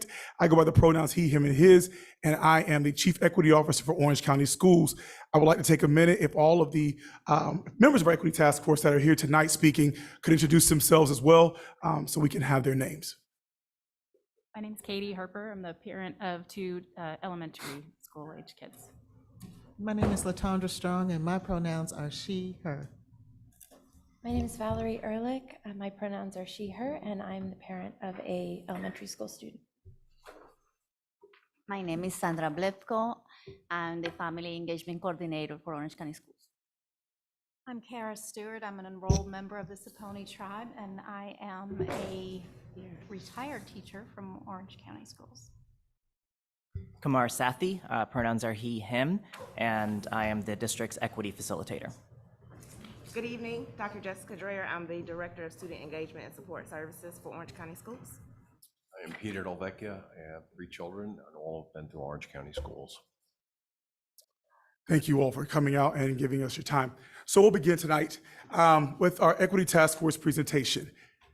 So the rationale behind tonight is to review the proposal from the Equity Task Force to make recommendations to our Board of Education and then have a community dialogue. So the purpose of the Equity Task Force. The Equity Task Force was constructed in a place to where we can ensure and engage that equity is at the root and the heart of all that we do. I'm looking for my confidence monitor. There we go. And so we're being comprised of the board and of the racial diverse stakeholders, including but not limited to students, parents, administrators. This is part of the policy that was written, Policy 1030, to make sure that we're engaging in educational equity here in Orange County schools. So, Mr. Ryan, we want to talk about why equity is important. I could give you all of the great words, all of my knowledge and information that we have around equity, but I think it's far more important when you hear from students who are actually engaging in Orange County schools every day. We have a chance here to watch a beautiful video that was created, and that gets at the heart of why we have equity work here in Orange County.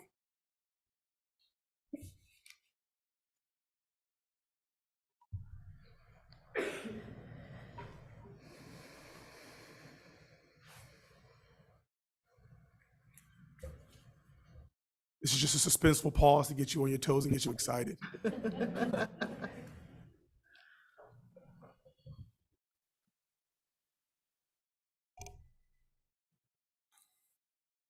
for your patience.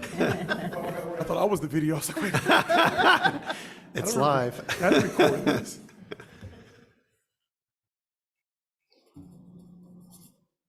But also, as we're waiting for the video, it's great to point out this was created and done within all of Orange County using our principals, teachers, and students. You can also find this video posted on our website. We will have a showing tonight, but you'll also find it on our website as well. So as they're doing that, I think it's imperative.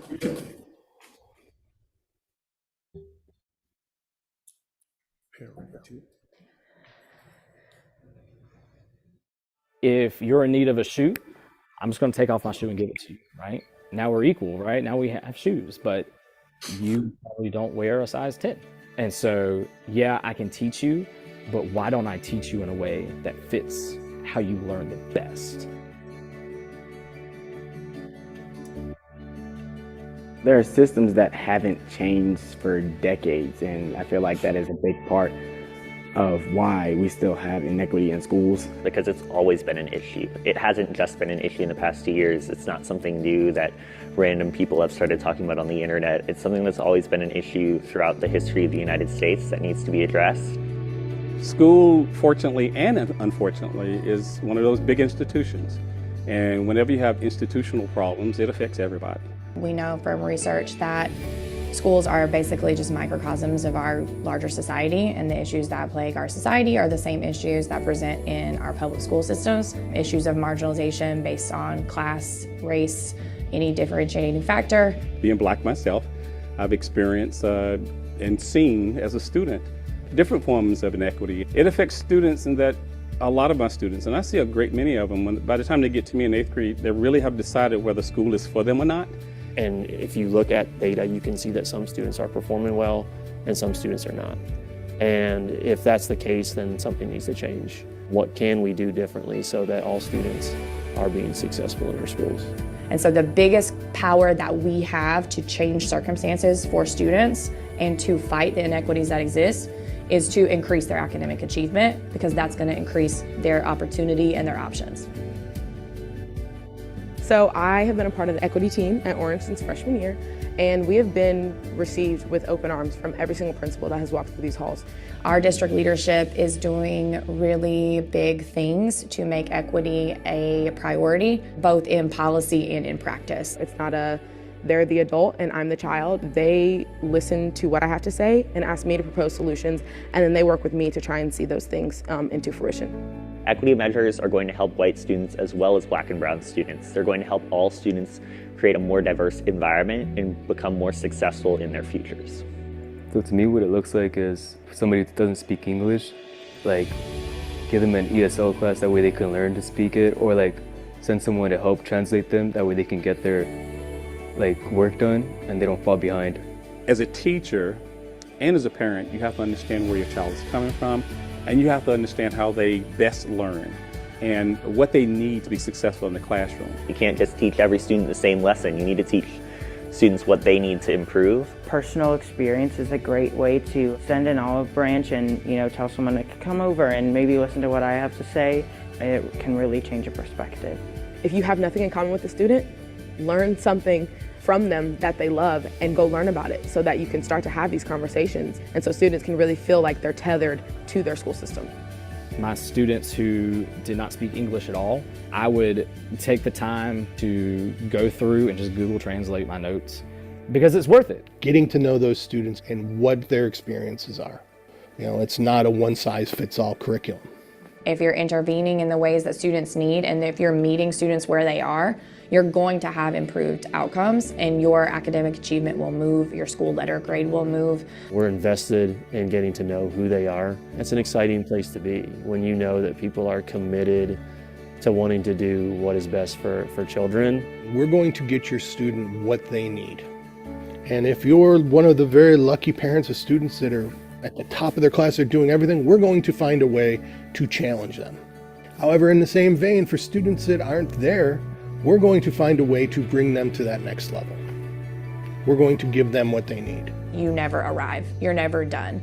There is always an improvement to be made. There is always a system to be fixed. There is always a point to be considered. Because every single student that walks into our door, they have talent and there's something in life that they're going to be really good at. And part of our job is to help them see that in themselves. There is multiple ways of being successful. Our definitions aren't the same because we don't learn the same.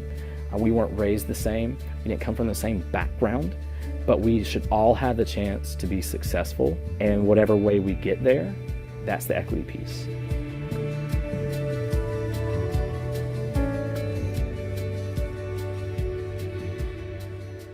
I'd like to lift up that we also have some of the rock stars that helped record this video here in our presence tonight. So thank you so much for your voice.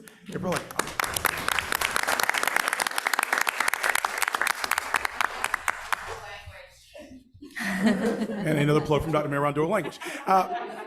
It is also important to lift that the Birth of Equity Task Force was in response to the persistent inequities that were happening here in Orange County schools. I want to lift up, it's not just an Orange County problem. This is a national problem. This is a problem that we're facing across the board, but it's very important, and I applaud the work that Orange County did in Policy 1030 to ensure that we would meet this head on. So without further ado, you're going to hear from more members of the task force tonight around our recommendations. And so I'm going to fall back and allow our voices that have been so instrumental in doing this work step forward and take the way. All right, thank you. Thank you to the board for allocating so much time tonight to talk through the work of the task force. And thank you for approaching it with sincerity, listening with an open mind, and hearing the ideas and recommendations that this group of parents and staff and community members feel will help OCS fulfill its full potential for every student. So I appreciate that. My task tonight that Lee so graciously extended is to hold the container for all of the updates that you're going to hear from all of the various members of the task force, and to walk you through kind of the arc and the story of how we came to these recommendations and how they all connect. And I'm honored to be entrusted with this task, and I feel very conflicted because women of color have led the work in this community for years, decades, forever. You have been doing this, and so I am a humble person using my voice and privilege in this space because white people have to join in this work as well. We will not make any changes unless we are brave in this work.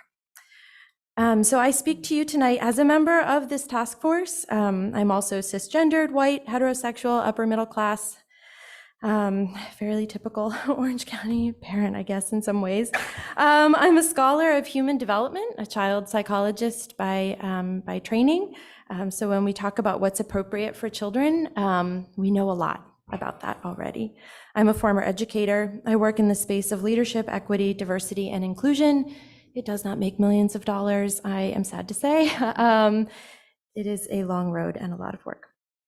All of these identities inform the place from which I speak and the way I understand the world.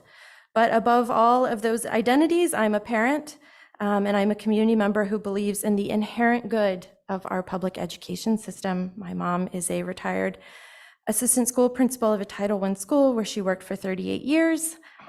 So I know these boardrooms and I know these hallways, and this work is paramount and so important. And I believe that we hold the highest standards of excellence and equity for our schools. So I'm sure that your email inboxes are filled with thoughts and opinions, misconceptions regarding equity work, and I can only imagine the pressure you feel as you navigate this and many other issues, such as school improvement plans on a daily basis.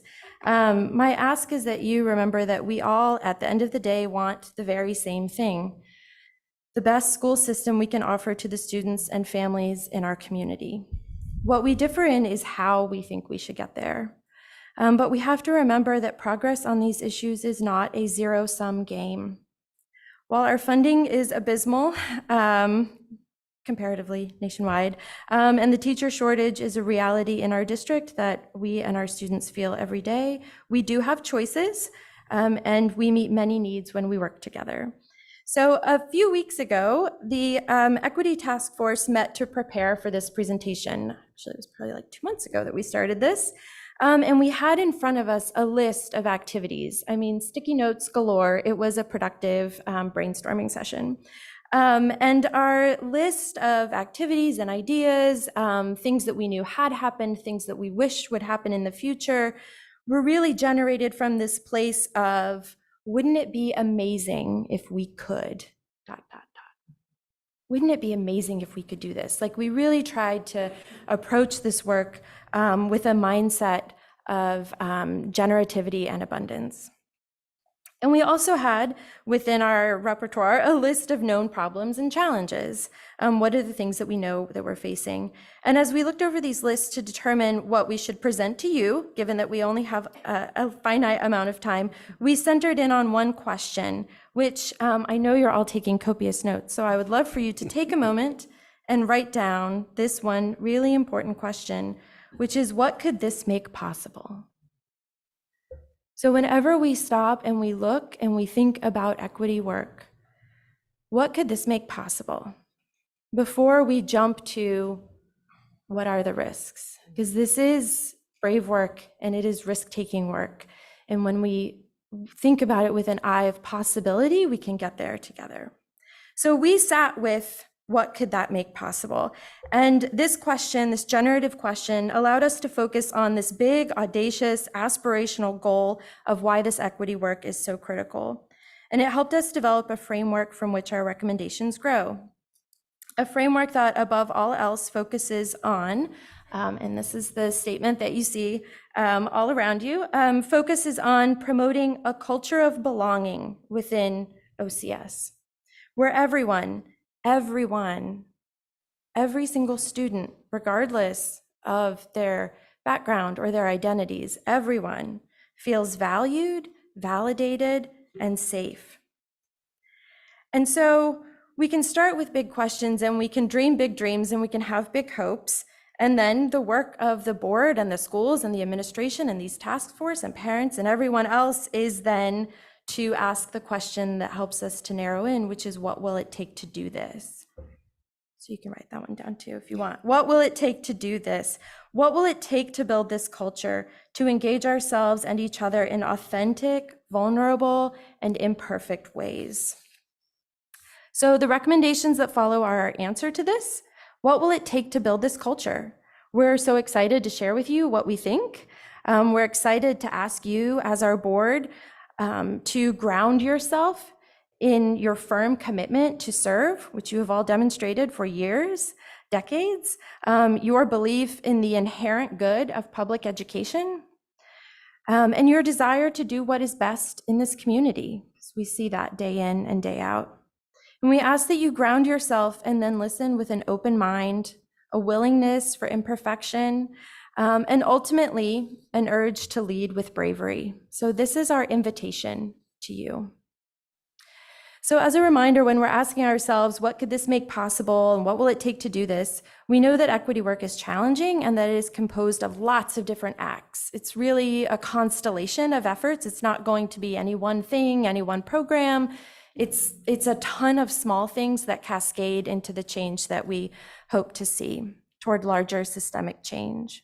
So in any sort of change process, one of the first steps is to raise awareness and build the capacity to take action. So systemic changes start when we all open our eyes and commit to doing better. So to that end, our first set of recommendations ask for the board to examine and disrupt some of the simple but still profound ways that we may create a culture that does not invite belonging for everyone. And so I'll hand it over. So one of the first things we want to look at is what can we disrupt and we must examine and disrupt. So looking at cultural appropriation and using text that supports stereotypes. So when thinking of inclusive environments, there are vital aspects of students' ability to learn and engage with their peers. To ensure that we do that, the Equity Task Force recommends that we are disrupting. And I want to pause frame right here. If we'll look, we have aligned all of this work to the equity goal and the strategic plan. So this is not work that's just arbitrary out, but it aligns to the work that we're doing. And we're looking at cultural appropriation and instructional text being harmful.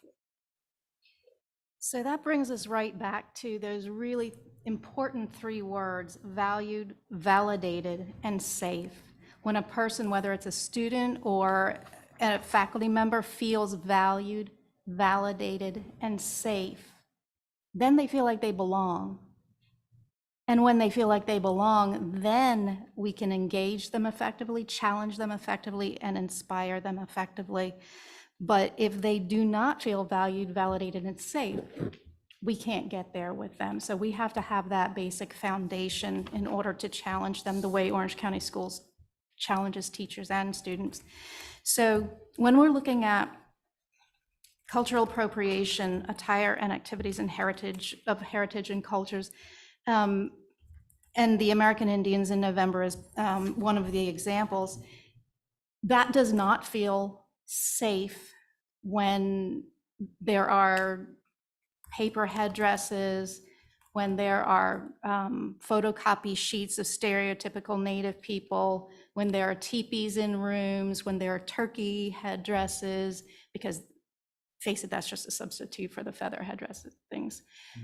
When there are skits where supposed to be dressing in paper bags like Native people, that is not safe. That you do not feel safe, you do not feel validated, you do not feel valued as a Native person when that is all around you in a school.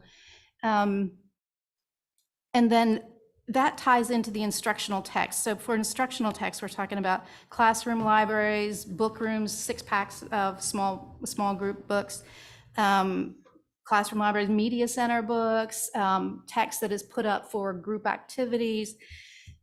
Those things also have a great propensity for promoting inaccurate views of Native people and stereotypes, which is also very, it's a very unsettling feeling. And it's inaccurate. And what we want to do is teach all children and teachers accurate views of Native people. So we want books that reflect accurate views. That is good for white students, that's good for African American students, it's good for Native students. We need to be teaching with accuracy. So all of these things here that support stereotypes, they do not value, validate, and feel safe. And I just want to add also that for our Hispanic families and I just thinking about the value, and I'm so glad that we come today to talk about this when we have New Hope as a model. The parents came here and say how important it was for them, because they're not only learning the language, but they're learning the culture. And we are a very, very diverse culture. You can see that we have teachers from Colombia, from Ecuador, from other parts, and they represent also our students. They come from different countries, and yes, it's very important to have their instructional tests and probably involve also our families because they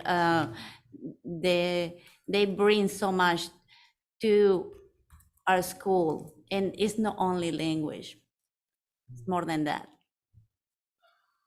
And so you see how this is not just these two cultures that we are speaking about, but it would be true of any culture that you apply this to, that we need to be accurate. We need to be telling kids and adults the truth. You know, we need to be accurate about things and not spread misinformation and stereotypes. And I think the other thing that we have to do is do things differently and fuller than the way we've done them in the past.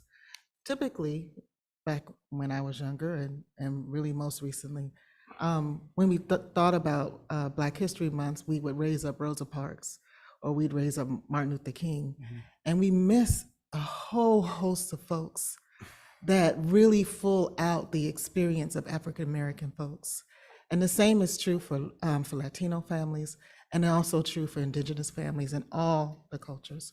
And so in the same way, we celebrate the wins in our culture all year round. We need to celebrate these vast cultures all year round and not cheat this process by just calling out a few and just raising up a few, but really seeing that when we talk about each other, that we broaden the experiences of all of us.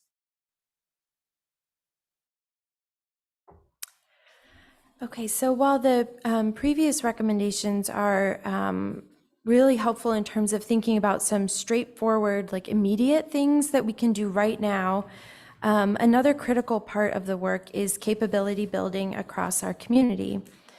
So inequities are rooted in systems that are upheld by personal and often unexamined biases. So when we take the time to reflect and seek to understand our own orientation to the world, we're better able to connect with those around us, including those who are different than us. I think what's important to really, for the board to hear tonight and for the community to hear tonight is that shame is not a powerful motivator for change. And no one is looking to incite shame. It's never really worked all that well, at least not in the long term. What we are hoping to do is create the basic skill sets for all of our staff and community members that will allow everyone to approach these difficult conversations in structured and supported ways. We're seeking the materials and the professional development that will scaffold the entire community and seeking ways to engage students and communities in a more inclusive way. So tonight, thinking about our equity goal, 1.4 and strategic plan goal, looking at professional development for our staff. One thing I need to lift up is a typo that I have here. It says shift outcomes, to ensure that we are helping staff grow and shift outcomes for the historically marginalized. I need to reframe my language. The language should be the historically resilient. Marginalized meaning a deficit ends, historically resilient meaning the overcoming situations that these people have overcome, that we have overcome. So excuse me for that typo. We'll move forward language from historically marginalized to historically resilient. Some of the professional development that we need and would love to lift up is making sure that we're culturally responsive teaching is happening. I love to hear everything from New Hope today. It was uplifting, it was beautiful. I felt excited, I felt engaged, and at the same time, my heart felt saddened. Because I wonder, are we having those same cultural experiences at every school? It's something we're seeing at every school. If it's good for New Hope, which is great for New Hope, it's great for everyone. It's great for all of our schools. So to ensure that we have those aspects in our classroom, because we know that we are a diverse population of people that sit in these spaces together, we need culturally responsive teaching. Courageous conversations. There's been a lot of conversation around that tonight. So I'm going to put a pin in that one until we come back a little bit later so we can spend some time there. Thinking about safe spaces. Tonight, many of us identified our pronouns. And I know for some, I was like, why are they doing that? The idea is to make safe space so you don't have to assume how I show up in a space. I have to assume for you. I can ensure that you are fully seen and fully brought into this place, and I have a full understanding and a full encompassing and inclusive idea of who you are. Hi, my name is Peter Delvecchia. Just to refresh you, I have 3 kids. One is 32, one's 28, and 15. They have either finished in Orange County schools, and I have one that's still going through it. As a little background, my 32-year-old is biological, my 28-year-old is from India, and my 15-year-old is from Ethiopia. So I have a very diverse family, and it's always helped me to grow. It's the most wonderful thing in the world. But one day, about a year ago, when my son started in high school, his mood started to shift. And it was very confusing to me. This is a really happy kid. He's jumping for joy all the time. He loves to play hockey, but his whole mood is shifting, and he's getting very dour and down on things, and very down on school. It's very hard to get him going. After an awful lot of time trying to get him to talk, he finally admitted to me that as he walks down the halls in the school, he gets called about every variety of racial names that a person could get called. And I looked at him and I said, well, what's going on over there? And he said, it's not just me, it's everybody who's different. Everybody gets put down, everybody gets made fun of. If they're anything different from the mainstream or what people's idea of normal is, they're going to get put down. Well, at first it broke my heart, and then of course it turns into nothing but pure anger after that. So I called up my daughter, 32-year-old, and I said, this happened when you were at the school? She said, it happened every day. It went on nonstop. As we walked down the hall, and my daughter's light-skinned, she said, they picked on the students this way. You couldn't be different without having to be picked on and made fun of at this school. So of course I called my 28-year-old, who's got very dark skin, and she's Indian. And she says, oh yeah, it was brutal. I said, how did you deal with it? She goes, I hid in the library. I had to find places to get away from walking down the hall with these other students, or else I would be called these names and make fun of me. And, kids used to walk by and pretend to put a dot on her head. And this was every day. It was nonstop. So I went up to the school and I met with the principal. And we had a long talk about this, and that's how I ended up on this committee. And he said, well, we don't really have the resources to make these type of changes. And yes, we know we're going through it. So which I pointed out to him that I had a 32-year-old, and obviously you've done nothing for 15 years. Nothing has happened to change the way these things are. If my 32-year-old daughter had to go through this, and you're the one who told me to speak from the heart, Lee, so I'm going. No. Speak from the heart. Then you sir. failed. Speak from the heart. Honestly, you failed. It's 15 years just that I have been here that you've been failing at getting the resources necessary to get these children accepted into, the mainstream, make changes in the school and in the whole way that the school functions and accepts these children. And let's get these children accepted, moved into mainstream. Let's get other people's minds to open. I mean, these children are learning this stuff at home, obviously, and then their social circles that they develop that supports what they've learned at home. They're not going to magically just wake up one morning and say, I'm going to accept everybody. That has to be at the school so that these children can move on with their lives, not feel oppressed. And then the oppressors can move on with their lives and maybe start to embrace diversity so that they can function in a world that is incredibly diverse. And embrace it and enjoy it. And children can not have to feel sad and beaten down like my son did and my daughter did. Unfortunately, that escaped me. And I'm trying to encourage that the resources be made available for all this stuff that Lee just talked about, because this is the last stand. It's the last stand before they go on to college, before they have to go on to life. And starting them out on the wrong foot, whether they're the oppressed or the oppressors, is just not the way that these children deserve to have an education. And teachers are meant to not just teach math and science and reading, but they're also designed to open up children's eyes and to expose them to an entire world that's out there for them, and not sit there with their hands crossed because there's not the funding to give them educations themselves or to be able to open up safe spaces for children and know and be trained how to have those creative conversations. So anyway. And when we refer to developing a diverse school and classroom library, that goes right to what Peter was saying. You may be familiar with Rudim Sims Bishop's mirrors, windows, and doors, referring to the children being able to pull out a book and see themselves reflected in it, or children being able to pull out a book and have a wider view of the world, the greater diversity that he was referring to.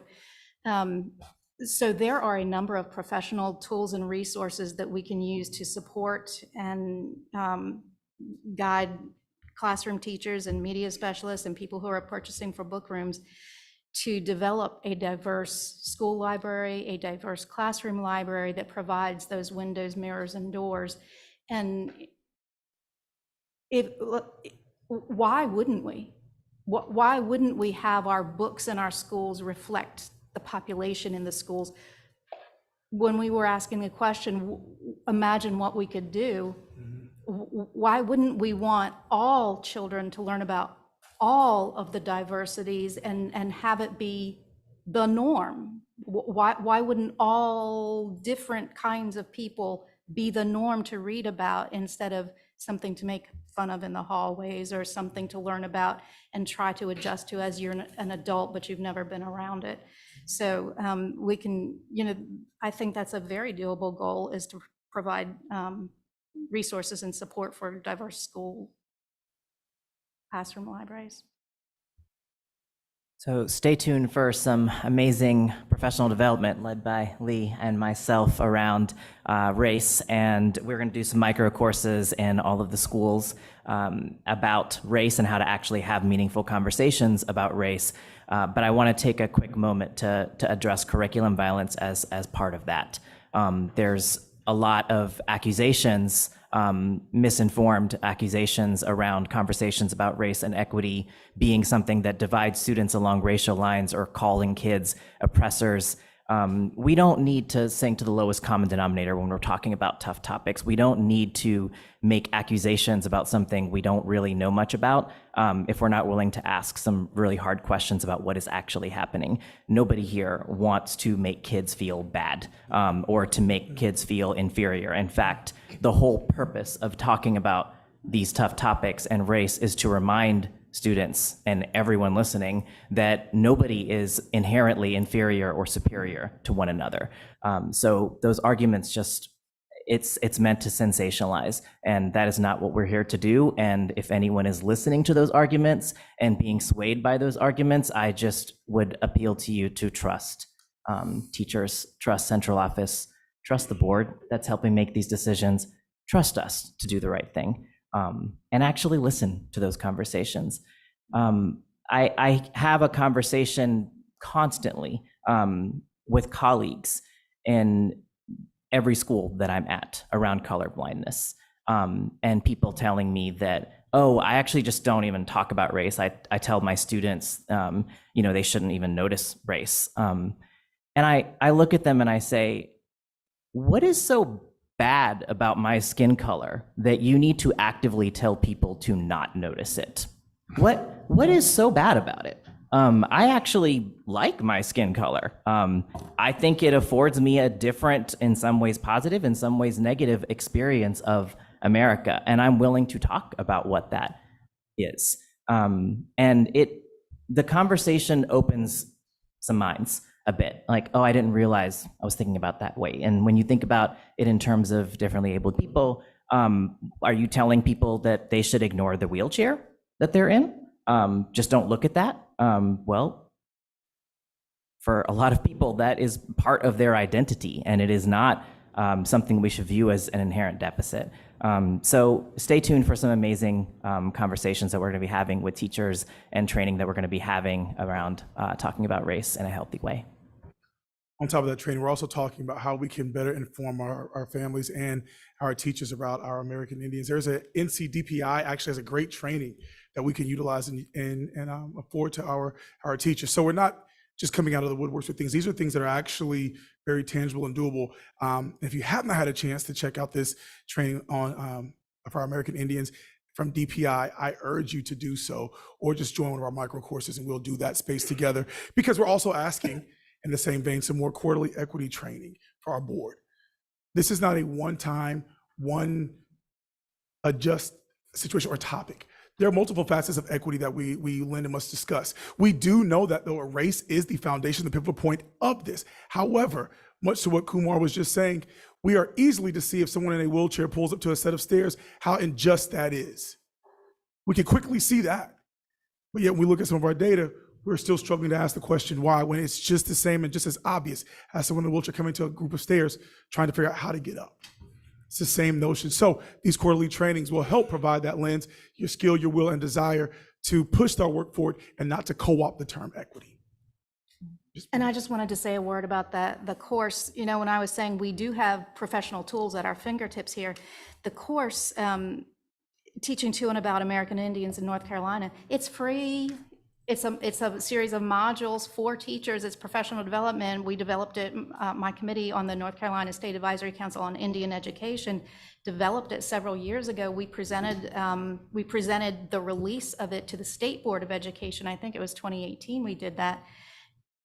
And it was a big hit. You know, they were like, oh my goodness. And they stopped this much short of saying all the LEAs should ask their teachers to take it. So we are asking you, it's free, they get credit for it. It's available, it's approved by DPI. It was developed with liaisons from DPI. We sat there with them from the State Advisory Council, and it's again, I'm just not sure why you wouldn't have your teachers learn about that so that they could start to cut down on the stereotypes and educate themselves and give accurate information. So also think about professional development for staff. We must think about some curriculum adoption that will help enhance the learning for our students. This is not to replace, this is not to remove, this is to enhance, to provide what I think I've been hearing is opportunity for rigor and for success. If you'll look, they're in phases. So looking at the history of American Indians in the US and NC, we're looking to create this course, this curriculum for our students that can be age appropriate. So we're thinking of expanding from kindergarten, first grade, second grade, third grade, all up through the 12th grade, understanding age appropriate nature. So I'm so grateful of who we have on our equity task force to help us achieve that work.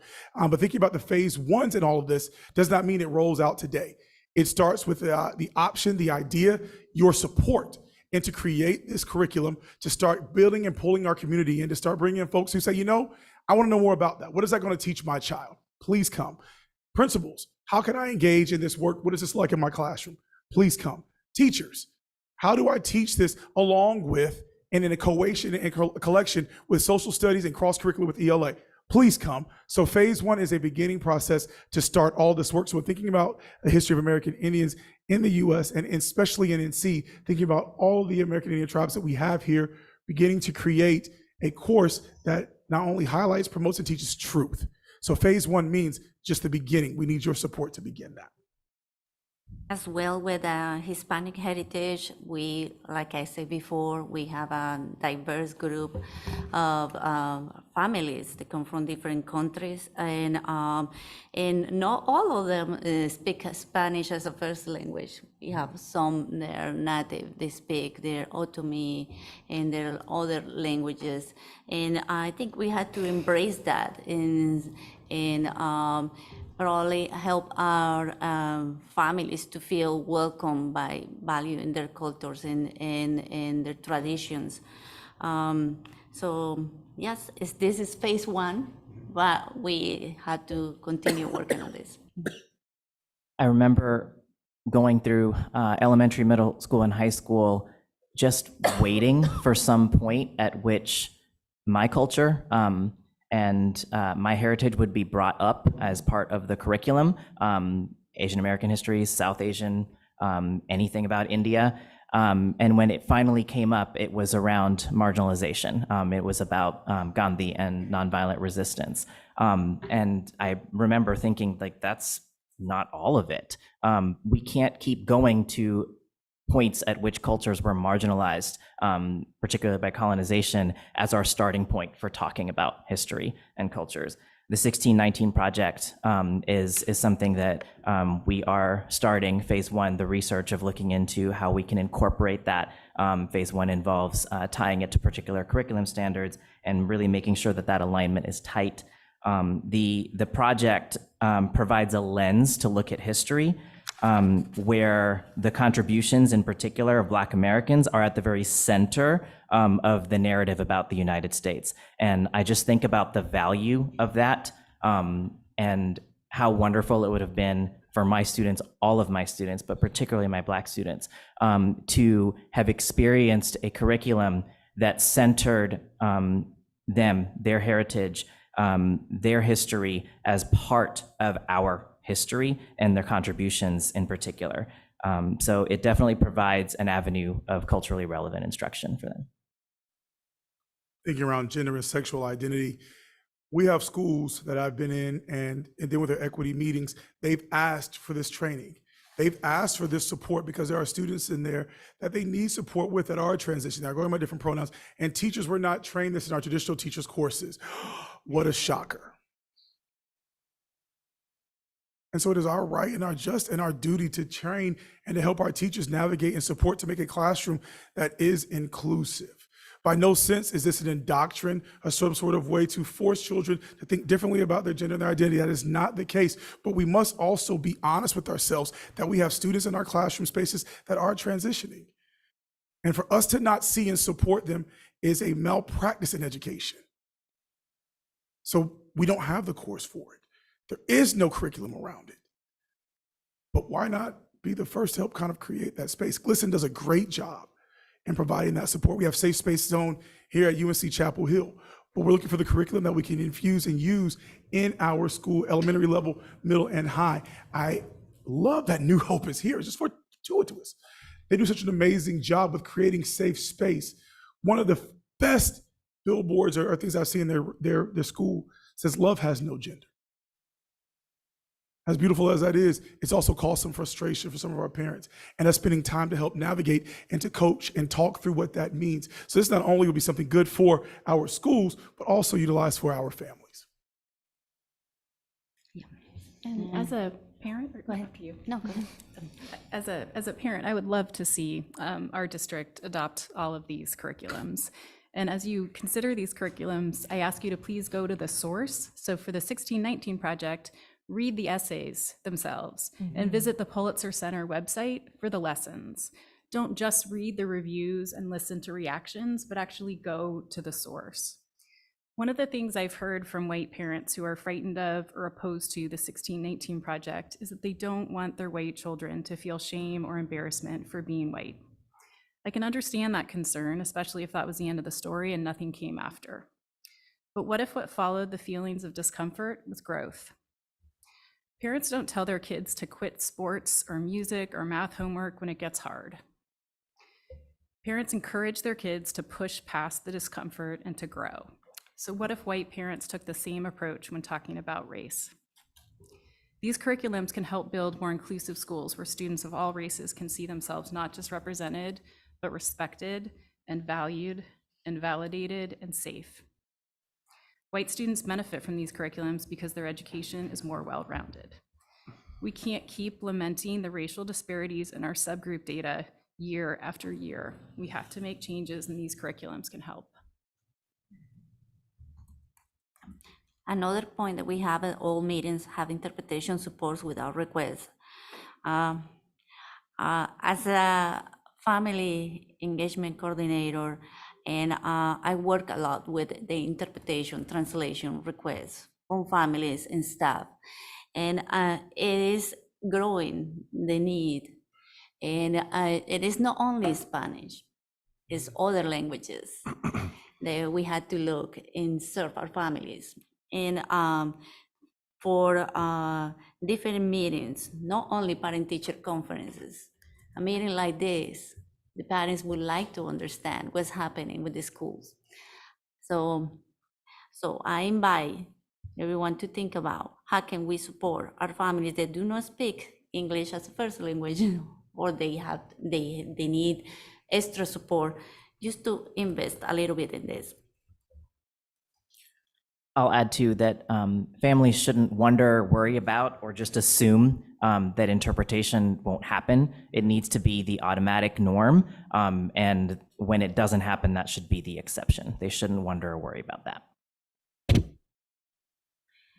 As education has evolved over time, educators have been tasked with providing educational services to the whole child, not just reading, writing, and arithmetic, but providing services that not only meet their current needs, but prepare them to be successful citizens beyond matriculation from high school.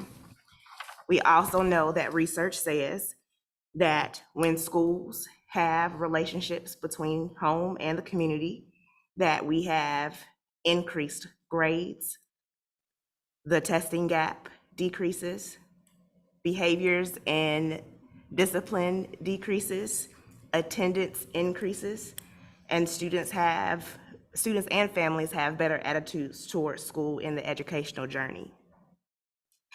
So as I mentioned earlier, going into the community and taking school into the community, meeting with our parents, having those events and opportunities for parents to come and learn information about equity and other things that they have questions about for school, even with board meetings, taking them out of this building and into the community so that those who may not be able to get here can come to those meetings if they're at centers and offices and buildings that are closer to their homes.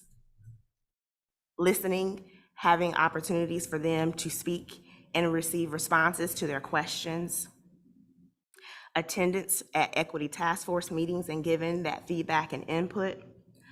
All of that, joining with families, building that relationship between home and school and the community will help us all to learn together and will help us to be able to build those strong relationships that we need in order to increase achievement with our students.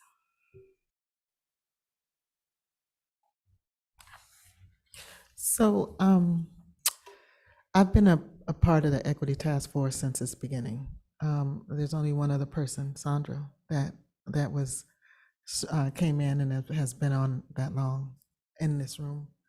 And, you know, Dr. Halkiotis was a part of the board when they decided to have the Equity Task Force. And to be honest with you, many of the things that we're talking about today, I'm really surprised that we're talking about today. Instead of feeling like we're doing too much, we really should be applauding our progress and the things that we have done. Kids, many of the background and this information here come from real pain and real hurt from children in our district. As I looked at that the video earlier, and I watched those children speak, I've had relationships with almost every last one of them. And while they look good on the film, they didn't start there. Their existence was affirmed, whether they were LGBTQ, whether they had disabilities. They were affirmed by adults in this district, and now you see them thriving in the same way I remember when we first talked about dual language, and people thought it was too much money to be spending on dual language. And now you hear all the fantastic stories coming out of the dual language program. We have done amazing things in this district, and we don't get the credit for it because other districts say they're more equitable than we are. We're not just talking about equity in this district, we're doing equity in this district. I urge each of you board members to not be the group of people that decide to stop it now, to not be the Black Glass crew, but instead take very seriously the harm that's happened in this district, the growth that's happening in this district, and sign on to continued growth. I urge you.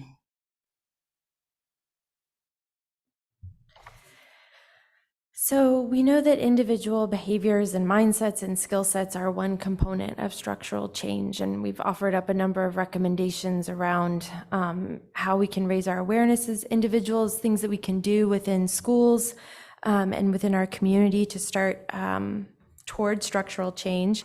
But none of this matters if we don't improve the systems in which we work and learn. And so to Latandra's point, the immense amount of work over the past few years is something to have immense pride in. And the amount of recognition of students' experiences and their real world experiences in our schools is really paramount. And earlier there was conversation about what is the role of the board. And a huge part of the role of the board is policy. And so this is really where the policy changes become critical to the work, because policy can sustain movements and progress even as individuals, such as elected officials, come and go. So policy, when it's done well, can provide clarity and alignment. It can protect those who most need it, and guide a shared language and commitment within our systems. So when we're thinking back to those big questions I asked you to hold, when we ask what could this work make possible, policy is really what helps us understand what will it take to do that. There have been several courageous policies already in place by our previous board. We appreciate their hard work, and by the work that you all have done, it speaks volumes to where we are looking to go in our future in our community. So I'm hopeful. In that hope, though, I ask that we continue to protect, keep in the forefront policy 1710 420 7230. That is our gender support guidelines policy. There's a lot of conversations around what does this mean? Does this mean that we are keeping information from parents? It is actually a support plan to keep students safe. What I often lift up and have these conversations with some of our families, by no sense of the term is it ever an idea that we do not want to engage or bring families into this conversation. But our very first priority is to ensure the safety of all children. And I ought to ask parents, if our children don't feel comfortable talking to you about it, then let's ask yourself why. Let's have a serious, courageous conversation around what that looks like. We also have that same conversation, our counselors and social workers, with our students as well. The other one is the education and equity policy. Policy 1030. Upon coming here, I read the policy. The first thing out of my mouth was dope. I loved it. I was super excited that I had a board who was so committed to educational equity, they would call out the systems of oppression that were constantly plaguing the historically resilient. And then upon the work, as we start to move, I hear more questions, more people deliberating, do we really need that policy? For the sheer fact that we ask the question, do we need the policy, answers this question by itself, yes. Short story, I take my son Lyndon to school every day. One day, Lyndon said, Daddy, I want to be an chief equity police officer like you. He's 8, he doesn't understand, he just knows it's in there for him. And I said, well, son, I don't want that for you. He said, well, you don't think I can do it? I said, no, I just hope you don't have to do it. Using these policies, these guidelines, the things that we're recommending would ensure that we're reaching the future that I believe that we all truthfully want. Mentioned earlier, it's just how do we get there? We believe that these are ways to get to this space. I also asked the board to continue. I'm very happy and excited that you use an equity toolkit as you look to make decisions. We talked about it. We utilized it the other day. We're thinking about equity and funds. I asked that we continue to use that toolkit. I do want to urge and push a little bit, as that is my nature, that we maybe make a shift to the racial equity impact assessment. The racial equity impact assessment consists of 10 questions. One of the very first questions, the first question asked is, who are the folks mostly endured or hindered or affected by this decision, and are they at the table? If our answer is no, then as we're building the plan, we need to halt, make sure we have the historically resilient folks, and it digs deep, not just to race, but also deals with social economics. It deals within gender, it deals within language. We drill deep to make sure that we are being resilient and courageous as we're making decisions. So kudos and shout out to you, much love for using an equity toolkit. I want us to continue that, but also potentially think about moving to the racial equity impact assessment. I was also very excited to see on our board that we have land acknowledgements. We fought for this years ago in Chapel Hill and was excited to see it come to fruition. It is on our meeting agenda. It is on our things to do as a board, yet I've been here since July 18th, and I've heard one land acknowledgement that was Indigenous Peoples Day on October 10th, read by Ms. Doyle. I ask that we continue that. It is part of education not only to our community, but it's education to our students. It's also the right thing to do as we realize that we are on stolen land. But past the simple idea of just the acknowledgements, I need us to go one step further. You can acknowledge harm, you can acknowledge pain. And if you just acknowledge it and it sits there, then you've done nothing but just placate the idea that it was there. I ask you to go a step further. As we do the land acknowledgements, let's lift up texts that actually utilize and talk about our Indigenous brothers and sisters. Let's figure out how we can put in more funds in our land acknowledgements towards our Indigenous brothers and sisters. Let's not just make it an idea, something that we read, a quick statement, and then we put to the side. But let's hold the values true to as we just do when we stand and do the Pledge of Allegiance. That same level of commitment. There are many ways. Land acknowledgements are good. They are a good start. There are a lot of concrete ways that you can make things be more than a nod. You can make them meaningful. Even saying at meetings, I know a music teacher contacted me asking me to read over land acknowledgement, and I suggested to her, okay, well, how about you go into our book room and you pull some of those great books by Native authors that I ordered to make sure that we have them right there on the stand, hold them up and say, look, these are written by contemporary Native authors. Check these out at your local library or ask your kids to get them here.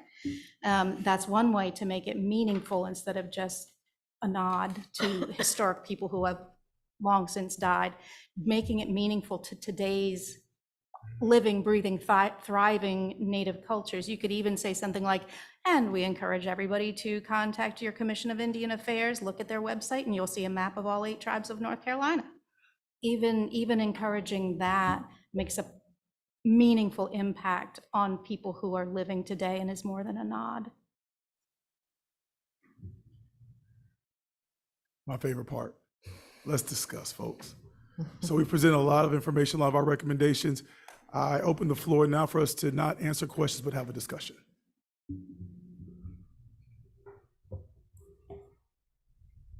Sarah?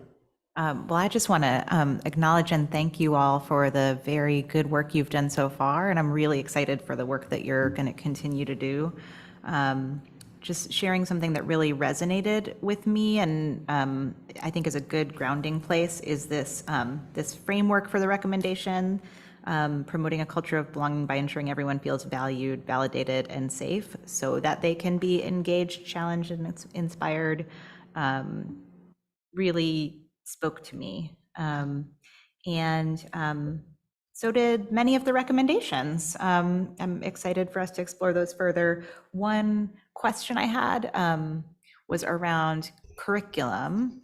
And, I do have a concern about sort of curriculum overload and did wonder about better integrating, finding those opportunities, if in fourth grade math in October, you're covering these standards, are there ways to weave in, activities for Hispanic heritage? That's a poor example, but you understand what I'm saying, rather than separate curriculum. So I did sort of have a question about that one and wondered if you all had discussed that at all. Yeah, we discussed it not being separate curriculum, actually highlight truth in curriculum, right? So I think as right now, I use the words of my teammate, Kumar's curriculum violence. We're overlooking those aspects. What does it look like to talk about angles when talking about a young Black boy and his hair being a 90-degree angle because of the edge up line that he has? Culturally relevant and can be brought into this space as true educational moments. So I think it's really looking at how we can bring it in as a cross-curricular, right? As a place to get dig deeper, being more rigorous, but also not replacing, just as a part to help intertwine with. So most definitely. Activities and lenses as opposed to replacement. Great. That was a lot The easier supplement, said. the building up around the places where we know the core is. Absolutely. Yeah. Yeah, I just want to echo that. I think it's a really important point. And just for the background for the group, I'm a Holocaust educator, have been for a long time, worked with North Carolina Council for the Holocaust. And after many, many years, and we work with English teachers, social studies, all, and we bring content to classes when we're invited. But after many, many years, we got DPI to actually make Holocaust education required in the curriculum, and so now it fits. Now, with all of that, and that was quite an accomplishment, took many, many years, it is tough on the teachers. The hardest part is curriculum overload. Did you use that? Somebody used the term curriculum overload. Big problem. How do the teachers, so we want to make sure that the teachers are able to get it done, because it's so important. Now, the other point because I was expecting, I've been looking for this, and I'm not an educator, so I have to be careful what terminology I use, but I've been looking for culturally relevant pedagogy. And when you started talking, because you were there's some language that we use, there's some images that we use that are subtly bigoted. Right, we don't realize it. I decided that I don't know if there's issues that are subtly biased. I don't like the word, but they're subtly biased, and I wondered, are we looking at that? And it looks different by subject. It looks different by grade, and And, you know, Cara, when you spoke about featuring certain cultures in the library, great idea. I know our libraries, if I understand correctly, our libraries have been cleaned up pretty much, and thank everybody for that work. Anyway, how do we as a board, because we've done the policy, we've done that work, and if anything, people are criticizing us and saying, what are you really doing, right? Because you guys are up in the fluff world. What are we really doing? And you can help us to say what changes really need to be made to our curriculum work, what changes need to be made to the language we use to each other, that kind of stuff, because we're in culture, I call it cultural collision. The good news is we're talking to each other cross-culturally, but we're on a collision course because we inadvertently use words differently. And we need a space where a safe space to make those mistakes and stuff like that. So I'm rambling. Thank you all for this great presentation, but I guess I'm asking if you can help us by digging a little deeper into the things where we're really, we have bias in the work and we need to pull it out. I really, that would help me. In about 5 minutes, I got something for you. Okay. That's what I was gonna say. Yeah. Oh, sorry. Okay, sorry. So I wanted to address the curriculum overload part. And so in my professional experience, I've seen a number of professional development programs with K-12 educators. And one of the things that I think is really powerful is when we get to the root skills of teacher-student interaction. So we know that that's what can build up a sense of belonging for students. We talked about consistency, things like that. And I've seen the transfer of basic ways to be more facilitative in the classroom, ways to handle difficult conversations really have a kind of exponential impact in that they end up equipping teachers to do diversity and inclusion and equity work as well.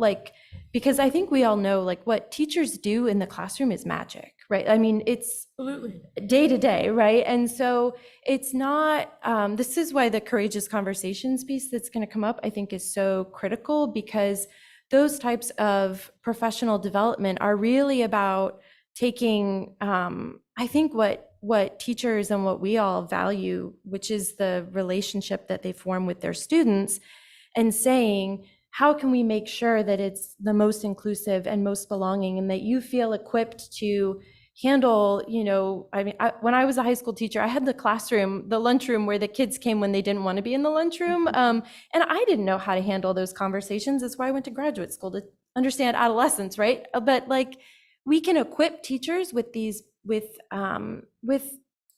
skills that they inherently have, but could use more supports around. And then the gains are really exponential. And so I think when we talk about how, equity work, you've got these 4 things behind you, these banners with the outcomes. And I think that if you're strategic about it, investing in professional development, like courageous conversations or something similar, if we don't like the outcomes, but I'm also evaluator and it's tough to get outcomes from that stuff. So that's a whole other conversation. But you can look for what you can see immediately in terms of student sense of belonging, the panorama survey, the engagement survey, and stuff like that. And I think you'll find that a smart, focused investment on the nuts and bolts of human relationship has exponential gains that will then feed into all of those other outcomes. And you probably have to make a motion to extend your time. You're a mind reader. I just to respond, and thank you for that. I think, and if you ask this board, I think if you looked at our priorities, the number 1 priority is culture and climate. And that's right there. Yes, and that's what you're talking about. And that's really important. Part of it is how we talk to kids and how we talk to each other. It's a big, big deal. Different, but when you talk about, so the curriculum overload is like standard, North Carolina standard course of study, and what are we going to put, what's in that, and what our teachers are required, the content they're required to teach. Then there's a style, and then there's a question that we have to deal with as a board is, what kind of environment are we creating for our teachers to make it so that they can be inclusive and safe and create that environment for their kids? So, And absolutely. I don't think we're saying to add on more to the, oh, wait. Sorry, thank you. So we have 55 more minutes of content as well on the agenda. So I just want to put perspective on how we're going to extend the meeting. This is not cutting you off. It's just talking about what we're doing next. So please just bear with me. So board, what is the pleasure of the board to extend the meeting by how much duration? And I move that we initially extend for 30 minutes. Second. Any discussion? All right, all in favor? Aye. Aye. Opposed? All right, sorry, go ahead. Sorry about that. Just to give a quick example, when you're looking at the math standards, certain things have to be taught, right? Geometry, all that, right angles, all of those things need to be taught, but teachers can be shown different tools to teach those. For instance, all 8 North Carolina tribes are heavily into quilting. It's a big cultural thing. Any Native person knows that quilts are like a thing. So you can use the shapes, the geometric shapes, to teach that same standard. You don't have to, we're not asking to add on in that respect. We're saying to educate the teachers to use different tools to teach the same standards. Carrie? I really appreciate all the work that this group has put together and how you're modeling having hard conversations and sharing hard personal experiences, and knowing most of you, having heard some of the hard personal experiences. And so I just really appreciate the respect and honesty that you're showing each other. And I think, number one, we just, again, have to renew our commitment that this is the reality, and we can't make progress in our equity work if we want to turn a blind eye. And just to, I've been gathering statements from students made to our board.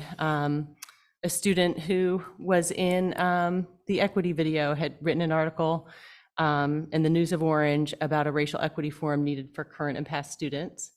And there's a lot of good things she says, but this was 1.5 years ago. She wrote, "Some may say I'm entering the conversation too late because Orange County Schools is currently making strides towards racial equity meeting and is no longer an issue. To those people I ask, is it truly that racial equity is no longer an issue in our school system? Or is it that discrimination among students of color in schools does not affect you directly, so you are unaware of the work that remains to be done?" And I think we really have to hold that, because we still have a tendency, some people default to, racial slurs in the hallway are only used between students of color. That's not true. Or that it's always called out on the playground. That's not true. Kids are experiencing this day in and day out. And to speak to what LaTondra said with the hurt and the growth, we have to keep going with the growth, but we have to acknowledge the hurt. And we also had a student who spoke to our board, and we all embraced her about a month ago, and she went on and spoke to the Color of Education summit that a number of us went to. And she spoke to how the only African Americans who were celebrated in her school through middle school were Rosa Parks and Martin Luther King, and that she was just so excited to reach high school and have a broader representation and knowledge base of her heritage. And she called out educators and administrators, and I'm calling out us as a board in her talk to teachers. To see a positive change in society, we must first push for change within our classroom, and she called all of us to be brave. And we had another student who spoke with her who said, "I have the power to question society, but I cannot fix it alone." And one of our teachers said, "We have an opportunity to transform education into something new, a system built for everyone." So we have to acknowledge, this board, that this is where we're still starting, that we still have a lot of students who experience racism and bigoted comments day to day.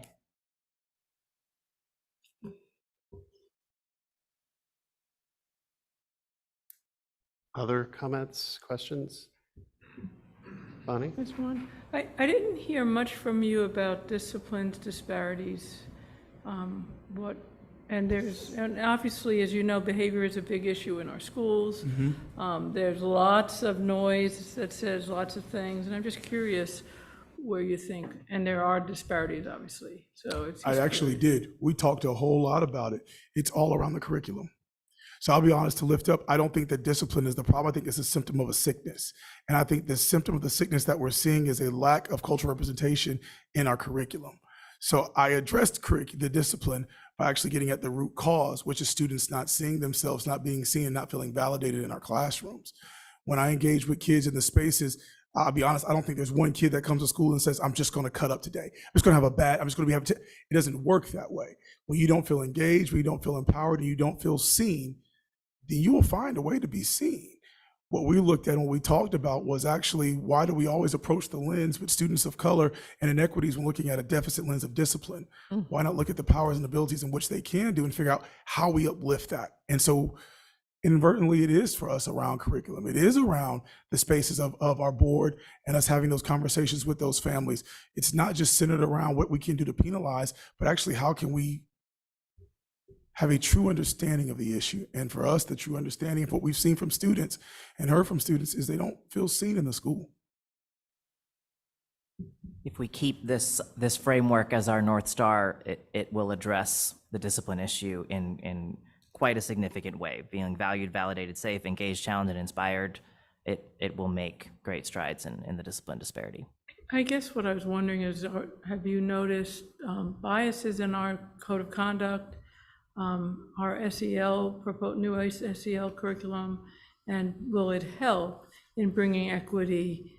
Will it help in helping our teachers and staff better understand behavior in a? Most definitely. That's why we brought it, I think, back when that was in July, around the code of conduct and revamping it because it was punitive. We were looking at restorative practices. So yeah, of course, that's been the framework since Dr. Dre and I got together and this beautiful district was to begin that work. The SEL curriculum is to help engage with that. So yeah, those things will help to aid in fixing the sickness, but the real root cause for us does center around the representation. But when we do see discipline issues that do occur, because they will, they're kids, then how do we engage as a staff to remove those disparities is where we have more work, as we are doing with engaging schools for restorative practices work. I think it's about building capacity. Facts. So while we're building capacity in our staff to be able to understand a little bit more, to be able to work with all of our students, we're also at the same time using the SEL curriculum and the other things that we're doing to build capacity in our students to learn those skills so that they won't make those choices. Yeah. I think it's also important to remember that if we talk about discipline when we talk about equity, then we're only addressing a small set of students in our schools. And so what happens so often when we have conversations about equity, we don't talk about the greater number of students of color or the greater numbers of students who are suffering with gender identity or the greater number of students that are suffering with ableism. We go to the one area that's easy to fix and easy to talk about, and we leave out a whole big group of students. So what I would like us to do is to think about how we can have a net that captures more students when we talk about these inequities. And we do that by affirming the lives of people who have been here so that those students see themselves in those lives. And so I think this is talking about addressing, like Lee said, these issues from lifting up our different cultures rather than going to the 5% of students that represent the discipline numbers. Does that make sense? Does that speak to anyone on the board? Sarah? Yep, yes, it does. Yeah. Just to be clear to the whole board, you don't have to wait for me to call on you. It's a discussion. Okay. Just plow and just. I mean, there was a recent conversation by the HRC where we were talking about students of color. And somebody represented the students of color in the back of the room, acting like they're in the mall while the white students are properly set up and living up to the standard that students should be living up. Those are the very close to the words. And when I heard that, I thought, we have to stop representing students of color or students in marginalized groups in that way, because most of our students are amazing students that haven't been poured into so they can thrive. And what we can do as adults is to figure out what to pour and how to pour into students so they thrive. I don't know if it helps, because right now the conversation is more around behavior. It's not like in-school suspensions, which I agree are really low numbers. It's about behavior, which seems to be an issue in many of our schools. And I don't have a sense about where it is, where racial disparities are on it, but it's partly, some people say it's because kids are back in the classroom for the first time.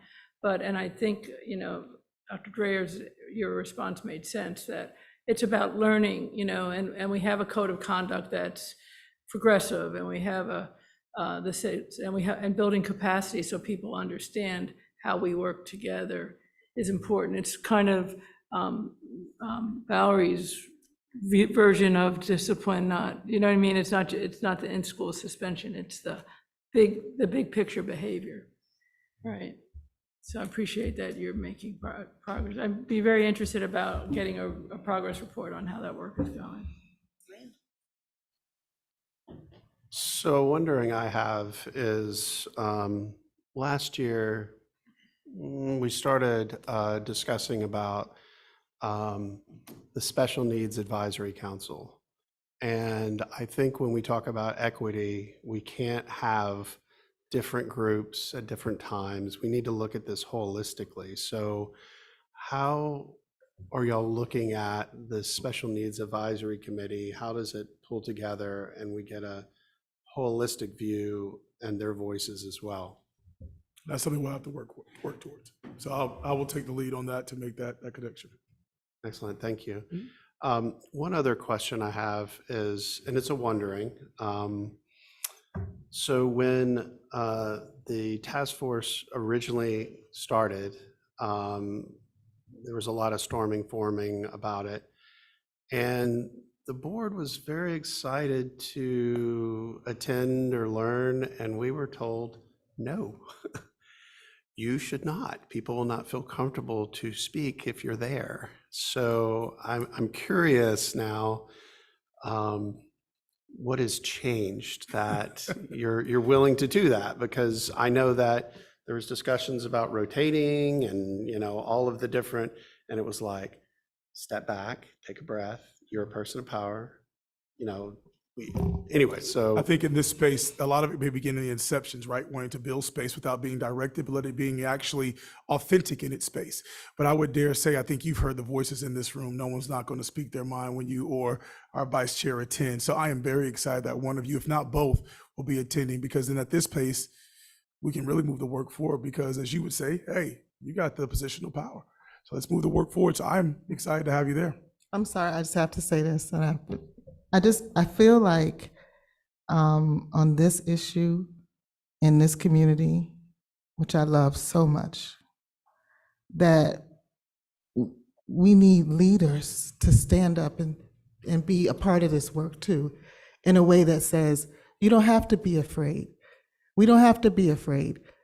Look what happened in our dual language program when we opened that up, and look how white families benefited too. I think it's important for leaders to lead and to make the tough decisions, stand behind them and support them. And so in this way, for this particular work, you can say, I took courageous conversations and my white kids are okay. Mm-hmm. Or I took courageous conversations and I had a conversation with somebody in a way that it helped me to realize how I was making them feel uncomfortable. I didn't used to use the pronouns because I'm old school and that was hard for me. But I use them now because I realize that when I affirm that I get to have a conversation about my own identity, it teaches kids that they can do that too, and they can do that safely. So I think when we learn together this very well seasoned program that's been taught all across the United States, then as leaders, you can say this was beneficial, and you can continue to have deeper conversations about how we experience equity, not, as you said earlier, as a curriculum or as a sidebar thing, but as a part of my life and how I live every day. Yeah, one thing I'll recommend is I don't think it should be the chair or the vice chair. I think everyone on the board should get the opportunity to attend, because we're individuals. And I wouldn't be going to represent the board in the sense that every board member should get the opportunity to understand the conversations and understand the issues, because I would not do it justice. And no offense, I would. Well, I think it would mean something different to everybody. Yes. And everybody should be a participant. So what I hear you saying is that everybody's coming, so we need to put out more chairs. Yeah, I agree. I think there should be more opportunities than just the chair and the vice chair. It's an open I mean, door. So I will make sure what I'll do is send. Tell us when and where. Too easy. You'll get the invites tomorrow. Yeah, so I really do appreciate your voice and wanting to be there. And I think I can speak for the task force. We're excited to have you, because it speaks volumes as to where we lie in the work and where the true work is going to begin. Thank you. Thank you. Thank y'all. Anything else from anybody? I'd just like to thank them for everything they've done thus far, and look forward to working with you on this. So I'm up next. I know we're drawing nigh for time, as my grandmother would say. Should I just continue on at this pace? I'm going to move rather at the speed of light, so we can get to New Hope. And I apologize to my New Hope family. Please take tomorrow and Friday off on me.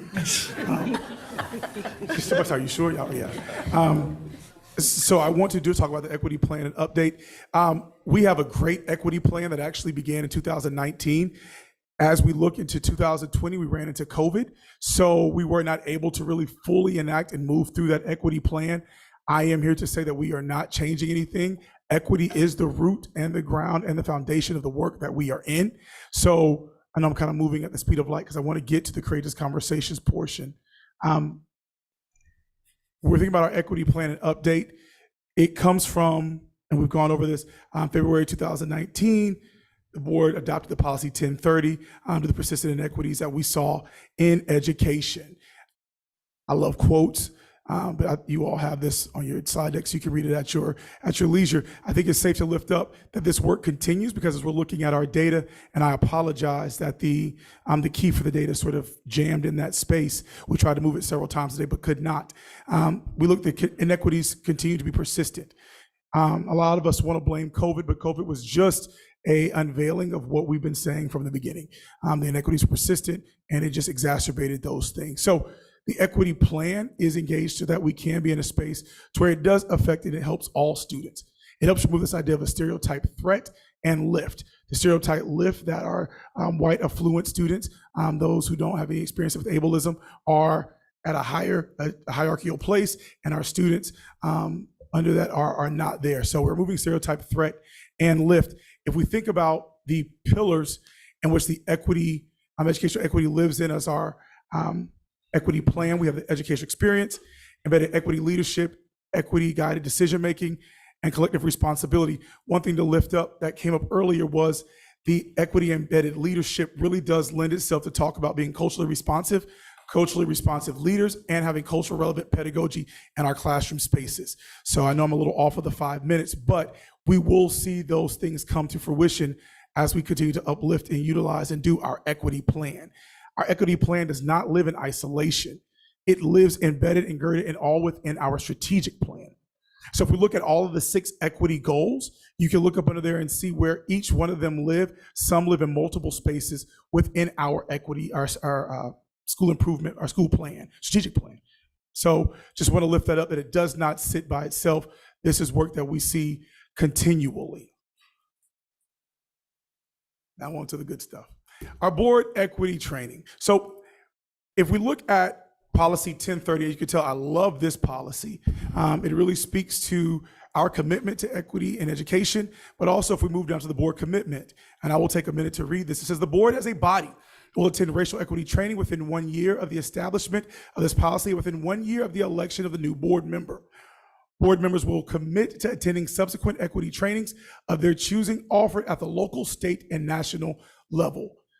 This is imperative work for us as we continue to do the work so we can really understand what equity is, how it shows up in your role as a board, and how it moves to guide the work for each and every one of our students in Orange County. I need to go back to 2019 when the One Orange Initiative, when I was in Chapel Hill, Carrboro City Schools, I wrote the One Orange Initiative for Chapel Hill, Carrboro, and for Orange County Schools. It was written in conjunction that we would do a training because we literally share a community together, that we would do this training as One Orange to look to move inequities forward.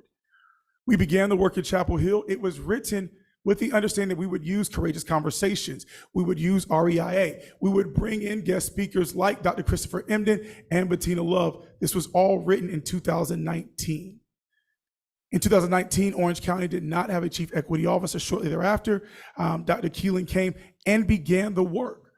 I've heard a lot of our community say, we need to use the money for something else. I must be transparent and say when it was written and it was given to us, it was given with the understanding it will be done to lift up equity work in both counties.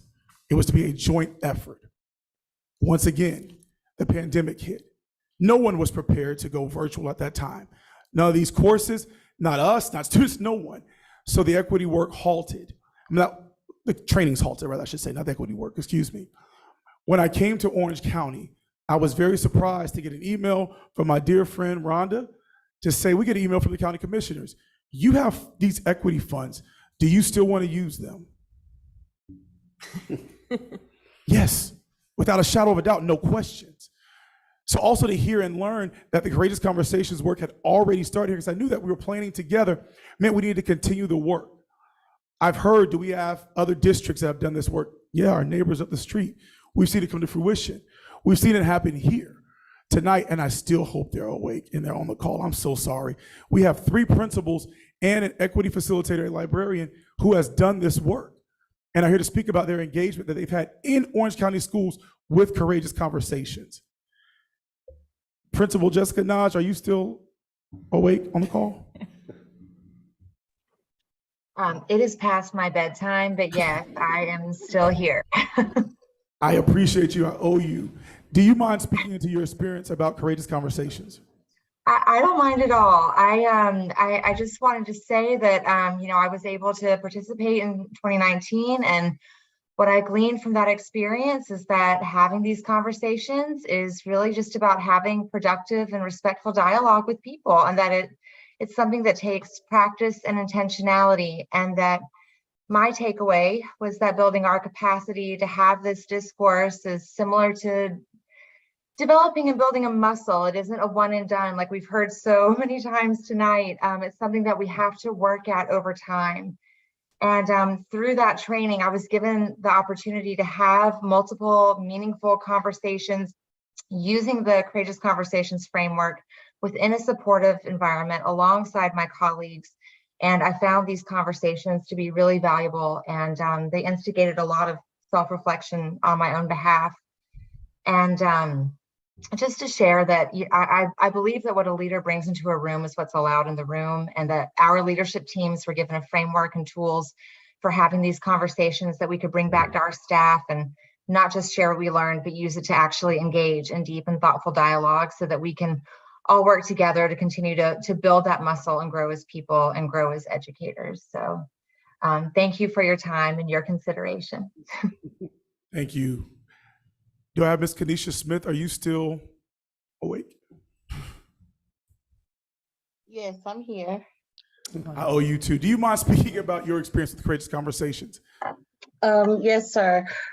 I attended one of the trainings pre-COVID where we learned about the Courageous Conversations protocol, and we then were instructed to train the trainer, and we use it with our school-based equity meetings.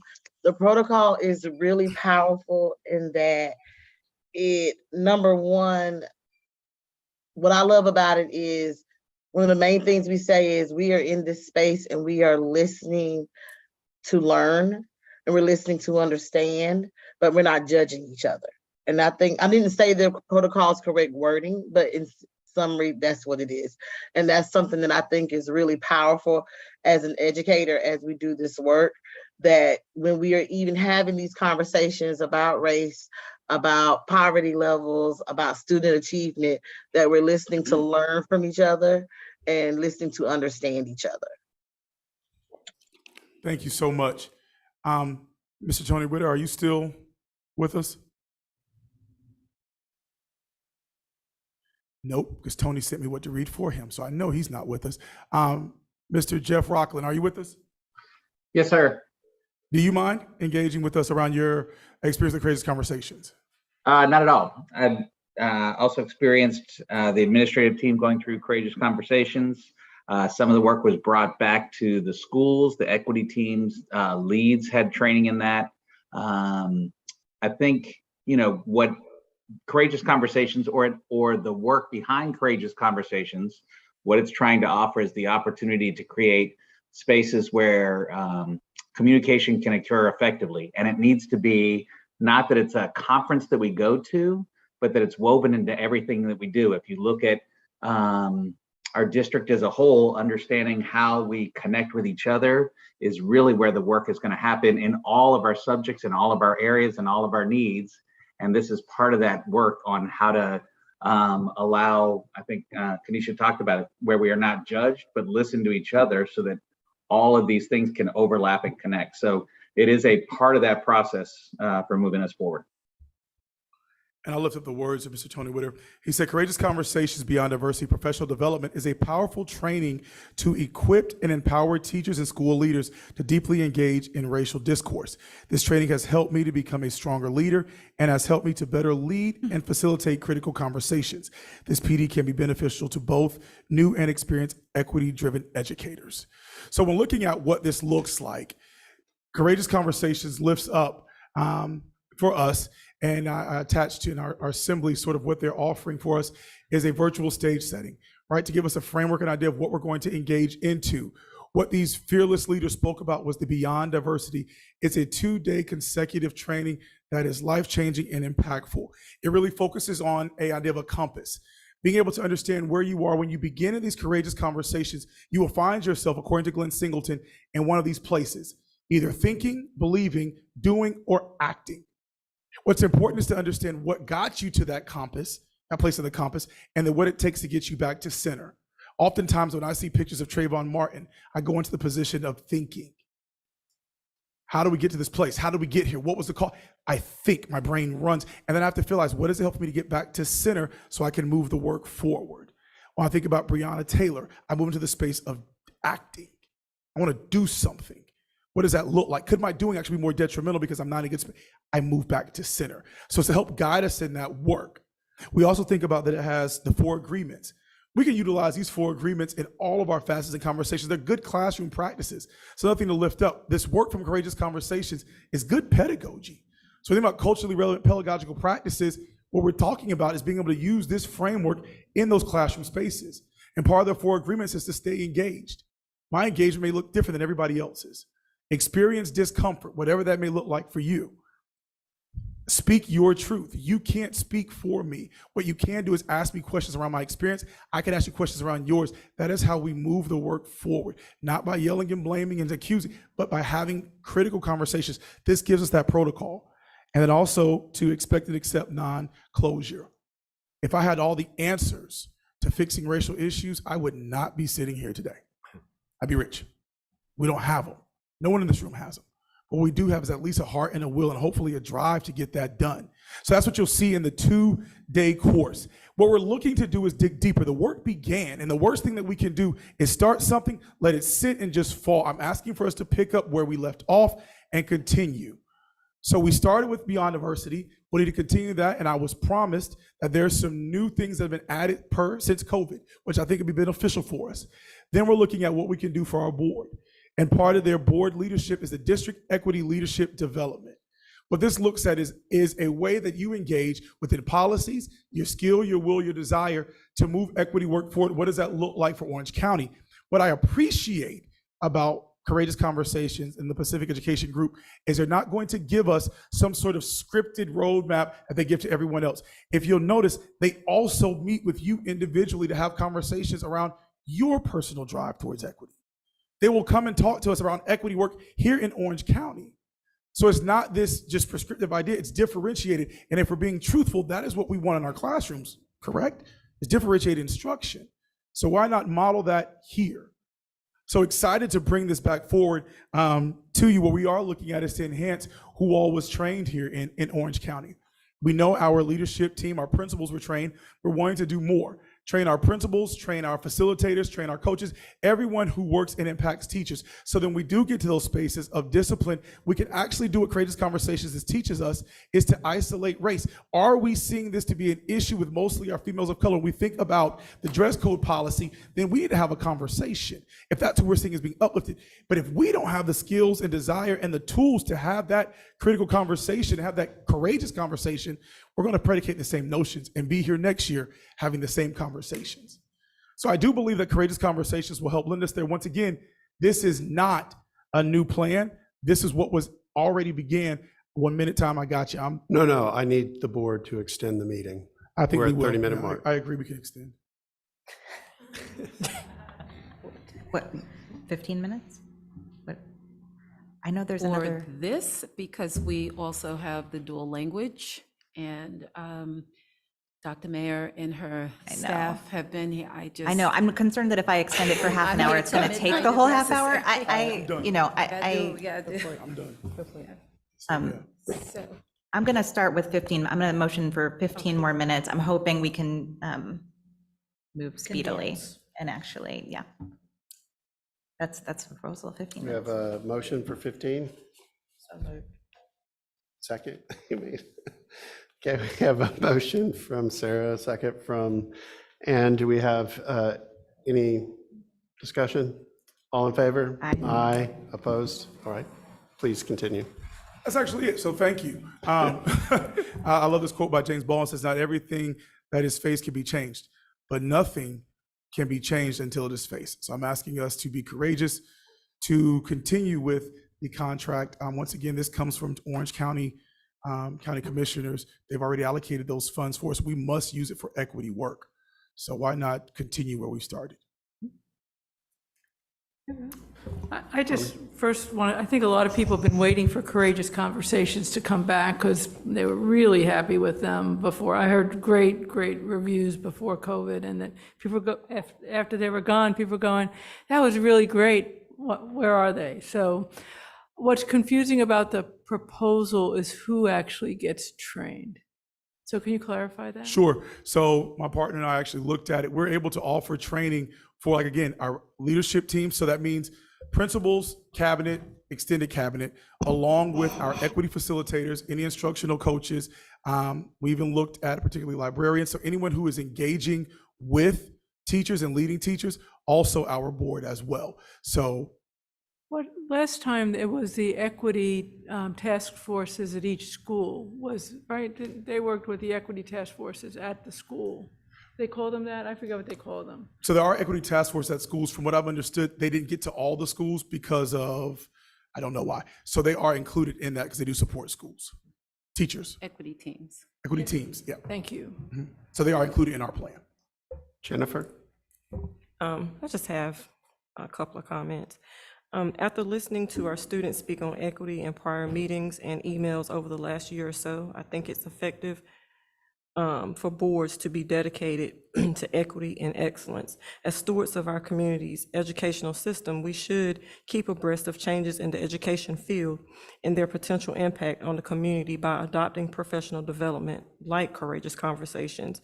I think the conversations will give a better understanding about educational equity and close gaps and barriers. And I also want to thank each of you for speaking tonight. These type of conversations, they are needed to engage mindsets to help promote culturally relevant learning communities. So I thank you all for your hard work, and I look forward to engaging and learning with you all in the future. Thank you. Thank you, Dr. Moore. Sarah? Just very quickly, I have from an earlier presentation, the groups that went to the training in 2019.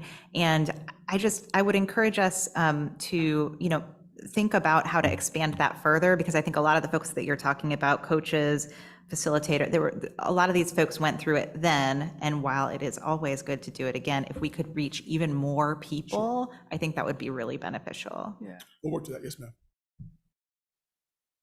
Yeah, I just want to ditto that, and 4 half-days for the board when it's 2 days for the staff, and I'm not sure that the leaders, all the schools are covered. I'm wondering if we could tweak the balance, because, matter of fact, as a board member, I'd be really interesting to sit in some of the school sessions rather than do all these sessions with each other. So you actually will do the school sessions. That's the first part. So you do the Beyond Diversity is your first one. Then from there, DELT is designed for the district equity leadership. So that's designed for you. So the schools will then go into different professional development. This was for you and your end. When I looked at the proposal, it said about 70,000 of the 190 was for the board.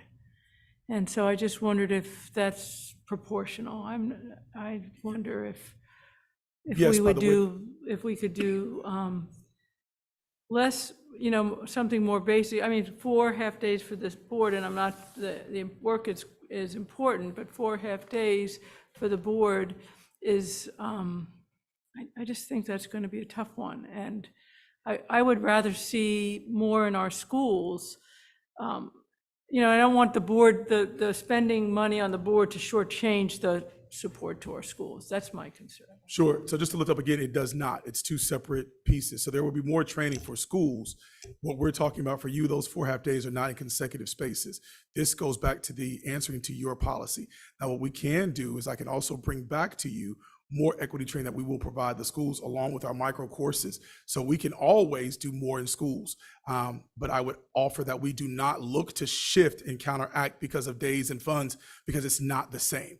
And we're making 2 things sort of be the same that are not. So your 4 half-days are for your training to help lead and guide, which I think are vital. I can, and I promise you, I will be glad to come back with more training for our staff. I move that we accept or approve the recommended action. Second? We have a motion and a second. Discussion. So I do have a couple of questions. So the first question I have is, I know that we have used this company before and definitely positive results. We didn't hear anything from staff from those educations of any kind. Have we looked at other companies, or have we, one of the things I know from the board education, when we've had multiple different companies and, we shared the feedback of, hey, this is great, but it doesn't address the board level, right? It doesn't talk about looking at it from a policy standpoint. And I know those changes are being made for this. I saw it in the proposal, but I'm just curious of what other companies did we look at across, or we're basing this based on our prior experience and positive feedback as we want to build on that? I'm just curious on that. So a lot of it was based off of prior work that we had done. So we're not starting from the beginning and costing us more, trying to be financially responsible, but also knowing the work and thinking about work that was designed for the board. As we engaged in looking, DELT was the one that was designed specifically for board. So it did meet the need. It happened to meet the need automatically, but also, like I said, being good stewards of the funds so we can do more, it made sense to continue where we were moving in the right place from the beginning. And the second question I had was, I know I've heard from lots of different teachers and staff that are put in situations that they're unsure how to handle those. Is part of this education to help them have those conversations and be meaningful and respectful to make sure they're addressing them versus ignoring issues when they arise? Yes, sir. So there's actually, not to give it away, so hold it close to you, there's a protocol that you'll go through called the need to need. And it's actually a good listening strategy. So what happens is we engage. I speak first about my experience. You cannot ask or change my experience. All you can really do is say, Lee, what I heard you say, or can you expand upon? This helps for you to understand this is my lived experience, and for you to grow into understanding that, I then afford you the same opportunity. It's what we call a knee-to-knee listening activity around courageous conversations with race. So it does provide toolkits for our teachers to utilize when these things occur, because they're going to occur, so they can create those safe spaces and move into a better, more racial and equitable environment. And then the last question I have is, how do we measure the efficacy of the results? So we go through the training and different people will take away different parts, right? Depending on where you are. What's the thoughts around learning from that and determining what needs to be in place to help, right? What are the next steps? Sure. So I appreciate having my teammate Kumar here with me, because what's going to happen from there is it's not just training, I think, that Dr. Rockland spoke to that just falls off. We're actually then in schools following up with the participants, seeing how they engage in those spaces, using a 27 equitable classroom checklist to ensure that we are being equitable and continuing those conversations, and this toolkit of how to have a more equitable space and have more courageous conversations. So from there, that sets the foundation. We then continue with our micro courses, for example, starting with how to have healthy conversations around race. What does the world look like when addressing, I think you have students who have our SNAC and special needs. So it just compiles and it builds upon, but it comes from us being in the classrooms, being in the schools, engaging with wonderful leaders like Dr. Mayer, who are telling us this is more of what we need. We also will see, I believe, to see how this works close to fruition with our panorama data as well, because what we're hoping to see, and what I believe we'll see, is that we're engaging in deeper and better conversations that will then manifest in a classroom, which then should also increase student engagement and lower discipline. So I'm offering it up an increase and a lower at the same time. All right, that's the questions I have. Is there any other discussion? I just, if you could give us a list of the contact, the participation across the district. Again, I'm still just a little, I'm happy to bring on courageous conversations. I think they have the track record and relationships. I'm just a little concerned about proportionally spending too much time with the board and not giving our schools what they need. And I don't know that there's more money. Our budget's very tight. It's great to have this money. I want to make it go as far as it can. Yes, ma'am. I'll do that. I'll send you the list of teachers and folks that we have for that. Thank you. Yes, ma'am. All right, any further discussion? All right, with that, we have a motion and a second. All in favor? Aye. Aye. Aye. Opposed? Motion carries. Thank you. All right. And while we're transitioning, I just want to take this opportunity to thank the Equity Task Force for its commitment to creating a vision for continuous improvement and closing opportunity and access gaps and improving outcomes for all of our children. So thank you all for your work and commitment. And so next up, we have, last but certainly not least, I'm gonna some energy still in the room, so come on down, Dr. Mayer. We so appreciate you and your team. If we could have just a moment. Oh, I'm sorry. I'm just gonna motion to extend another 15 minutes. All right, we have a motion, a second. Any discussion? All in favor? Aye. So that will bring us to 11 p.m. Wow. All right, will be worth the wait. Do I need an introduction, or can I just roll? Oh, you need no introduction. You just jump right on in. Okay, I didn't want to jump. I didn't want to jump anybody's line, but No, ma'am. I know we're late, and the best is for last. So, thank you. Good evening, members of the board, Superintendent Dr. Felder. I am so thrilled to be here, and even though it is about to be 11 p.m., I'm very excited to have the opportunity to speak in front of all of you today and all of our community. Before I start, I want to acknowledge the individuals in this room who have sat, commented, worked diligently, very hard to help me both prepare this presentation and also daily in New Hope, day in and day out, to support our dual language program and every single student that we have in our building. So if you are here to support New Hope in any capacity today, please stand.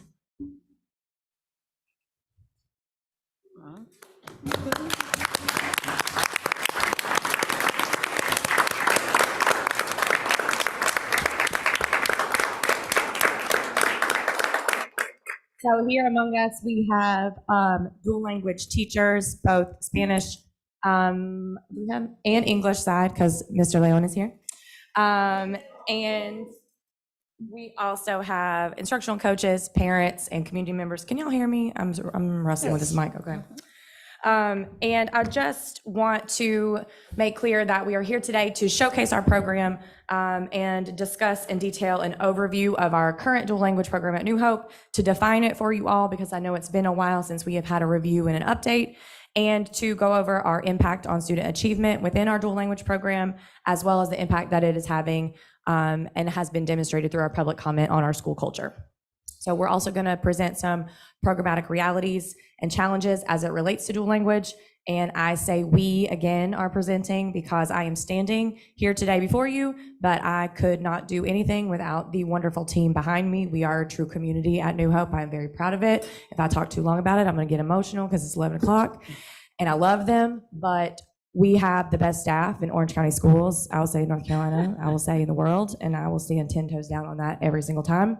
I am thrilled, honored, blessed to work with our coaches, our dual language teachers, all of our teachers, our students, our families, every single day. And through all of their work, this is truly a community effort. The slides that are before you, the data that is before you, this was a compilation effort. So this is not just me. I am the spokesperson only.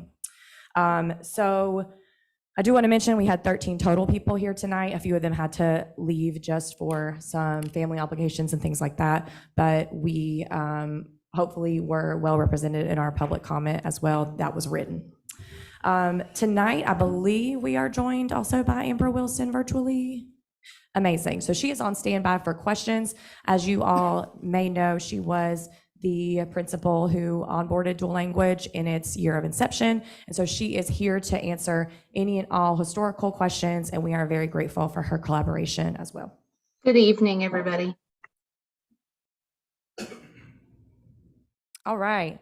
So dual language programs are programs within schools which focus on explicitly teaching language along with grade level content. So you are learning language along with your grade level standards at the same time. Most program models follow two different patterns, either a full immersion or the target language, or 50-50 models where English is the target language, English and the target language are taught in tandem. So currently DPI, thanks to Patrick Abele, gave me the statistic that currently, DPI is reporting 136 dual language programs in North Carolina, and New Hope is one of those 136 and one of 65 of those 136 that are running a 50-50 model. In our case, that 50-50 model is between Spanish and English, and both of those languages are taught alongside each other. Our program at New Hope began with our inaugural kindergarten cohort, who are now in the 4th grade this year. And there has been and continues to be sustained interest and support each year that we are continuing the program. Of course, equity is at the base of all we do at New Hope, and we appreciate all the shout outs today from our equity task force and our team. And so dual language at New Hope is really interesting because it was specifically created to serve the needs and the population of our specific school. Our community is around 50% very consistently Hispanic Latinx students and students who speak Spanish at home. And so our dual language program was created specifically to serve and support biculturalism and bilingualism within our school only. So you will note that we're not a magnet program. We serve the students that are zoned for New Hope for that reason. And our model is a true 50-50 model in every single sense of the word. So all of our classrooms are 50% native English speakers and 50% native Spanish speakers, which directly reflect our demographics.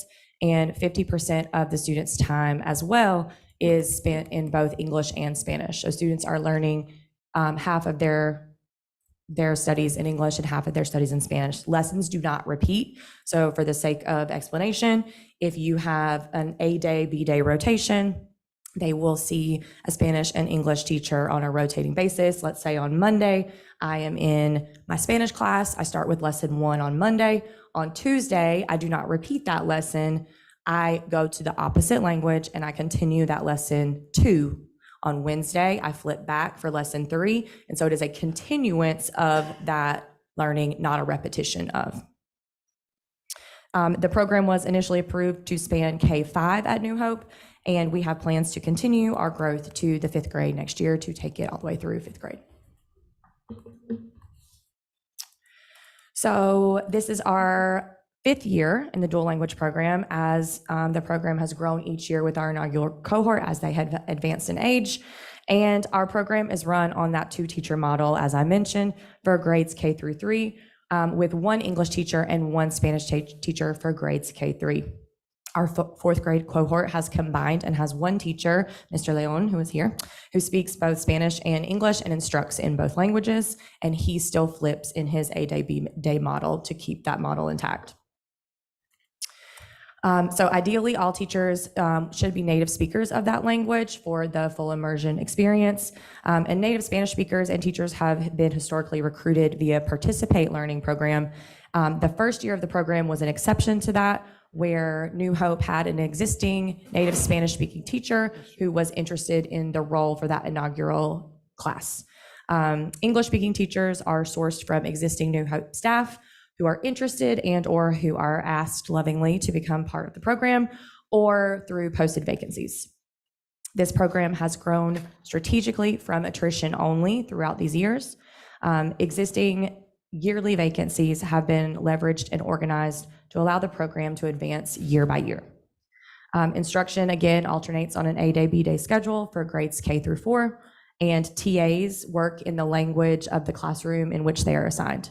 And so we have several Spanish-speaking TAs who will serve the Spanish side, as well as several bilingual TAs who may serve both or English. Because dual language class caps are higher, as you can see on the screen, than state caps for traditional classrooms, full-time TAs are assigned to grades K through 2 in those classrooms to support those higher rosters. And 3rd grade receives floating TA support as we can organize while the K2 teachers are on their planning. Those TAs will float up to 3rd grade to pull small groups, and 4th grade has their own TA designated due to their larger combined class size.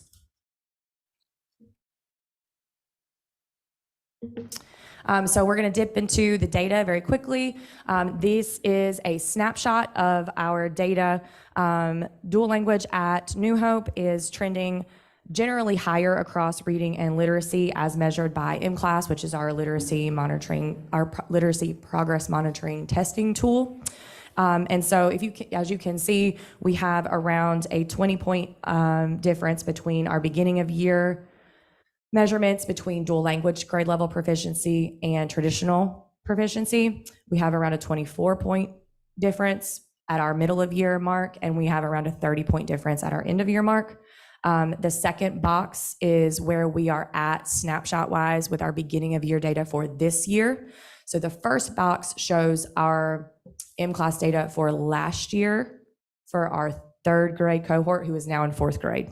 So if you'll follow me, those are current 4th graders. That is their year-long data for lit last year. Does that make sense? Mm-hmm. The second box is a snapshot for our current 1st, 2nd, and 3rd grade students who have MClass at the beginning of this year for their beginning of year, and that's the differences between our traditional and dual language classrooms. So if you'll note the last row, our 3rd grade jumps pretty significantly. We have a 4-point difference, a 2-point difference in 1st and 2nd grade, and then we have a 27-point difference. And this is because typically 3rd grade is where research tells us that we'll begin to see the dividends and the gains from our bilingual instruction. So literally, if you want to get into a little brain science, we'll save that for another day because it's 11 p.m. That is when those synapses are really starting to solidify around learning content and language at the same time. And this data is reflecting a jump that we were hoping to see, and that was fairly predictable, but somewhat interrupted by COVID. So all these data points that you're about to see are based on English-based testing and English assessments. And the reason for that is because we measure student success in Orange County by how well they do on English tests.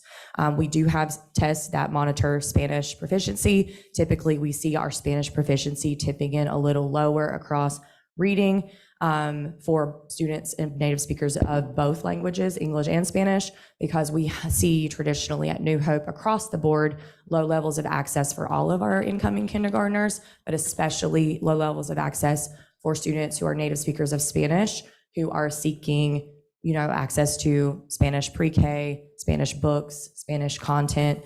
And so that is a struggle and typically results in a little lower Spanish proficiency as compared to grade level proficiency in English.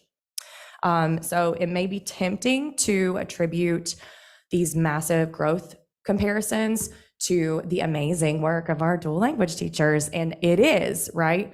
But it is also, we know that data can never be separated by the context that surrounds it, right? And so to be good stewards of that story, we want to make sure that we're also telling you that New Hope and reminding you that New Hope has a population of around a little bit over a third of our students are ESL students, are designated as English language learners or multilingual learners.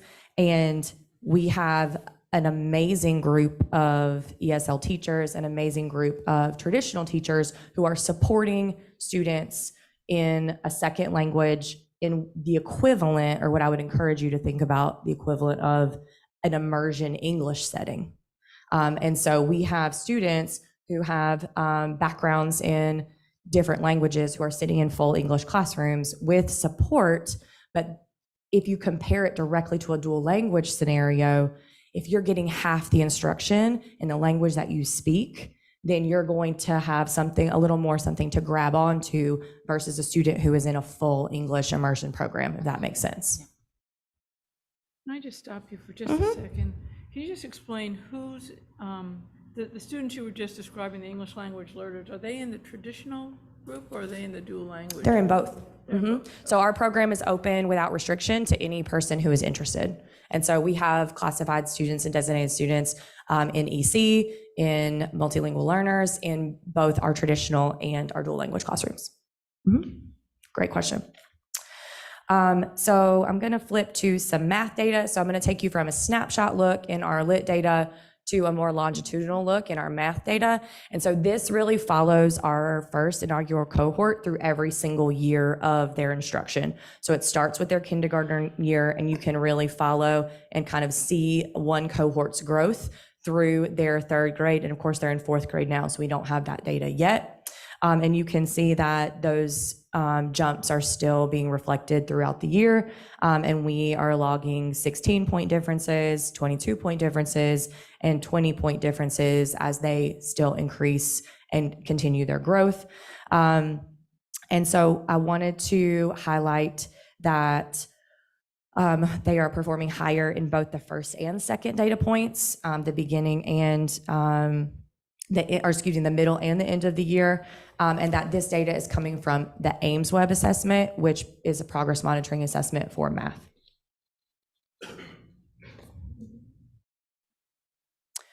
This is our last data slide, and this is just a quick snapshot of our very first EOG run with our dual language. And so because EOGs start in the third grade, our students reached the third grade last year, and we had our inaugural cohort take their EOGs. And again, you can see that our progress monitoring data is tracking and relaying to our EOG data as well in terms of dual language proficiency versus traditional classroom proficiency. And so now we have a short video of our student perspectives. So we're all here as adults to discuss this, but we have also heard, from so many parents, families, staff members tonight via public comment and through the written comment, which I hope you will read. And it is now time to hear from our most important stakeholders, who are our students. And so this brief video features a day in the life snapshots and vignettes. It'll bounce when you can keep it rolling. I put some intro music, and by I mean Ashley Barringer. Shout out to my video. So you're going to see some vignettes with some subtitles, and then you're going to hear directly the views of dual language from students. ¿Qué es tu comida favorito? Pasta. Pasta. ¿Y la tuya? Pasta. Arroz. La de él es el arroz. Ese es mi arroz.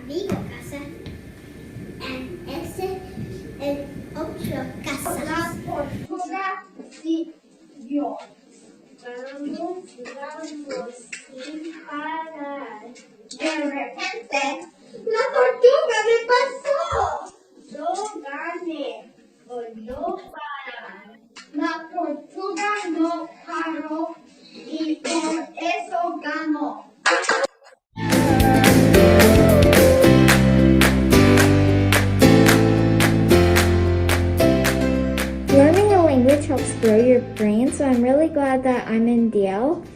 And I really like it because it'll help you get great jobs in the future. You'll be able to interpret and understand it. How I can talk to my friends both English and Spanish. A mí me gusta que yo pueda hablar con mis amigos en español y inglés. I like how I can help people who only know Spanish know what other people are talking about. A mí me gusta ayudar personas que solo entienden español a aprender inglés. A mí me gusta DL porque yo puedo hablar a más personas y también voy a tener un trabajo mejor en el futuro. A mí me gusta aprender dos lenguajes porque a veces mi mamá necesita ayuda con palabras y le enseño cómo decirlos para que las personas que solo hablan en inglés y no entienden español. ¿Cuántos años tienes tú? Seven. Vamos a contar en español. 1, 2, 3, 4, 5, 6, 7.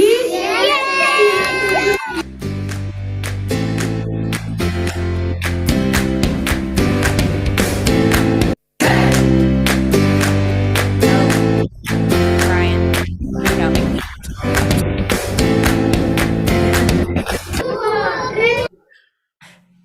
All right. And so I hope that video brought you as much joy as it does for us to see it every day. We would love to see you at New Hope. Do you need to extend the time? Motion to extend by 5 minutes? I got you. Second. Any discussion? All in favor? Aye. Opposed? It's all yours. All right. So we would love to have you at New Hope. We invite you to come to New Hope so that you can see all of this magic for yourself. We would love to send a group invitation for as many of you to visit as possible. And so just stay tuned for that. We're working with CNI to schedule something that makes sense for everybody.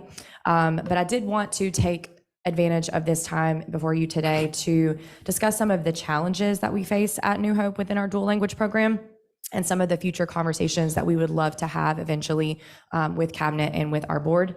And so some of them are listed here. Our staffing is dependent upon naturally occurring vacancies to grow the program, along with interested and or recruited pre-existing staff members.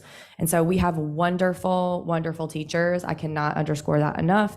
And we have incredibly strong teams and phenomenal internal support.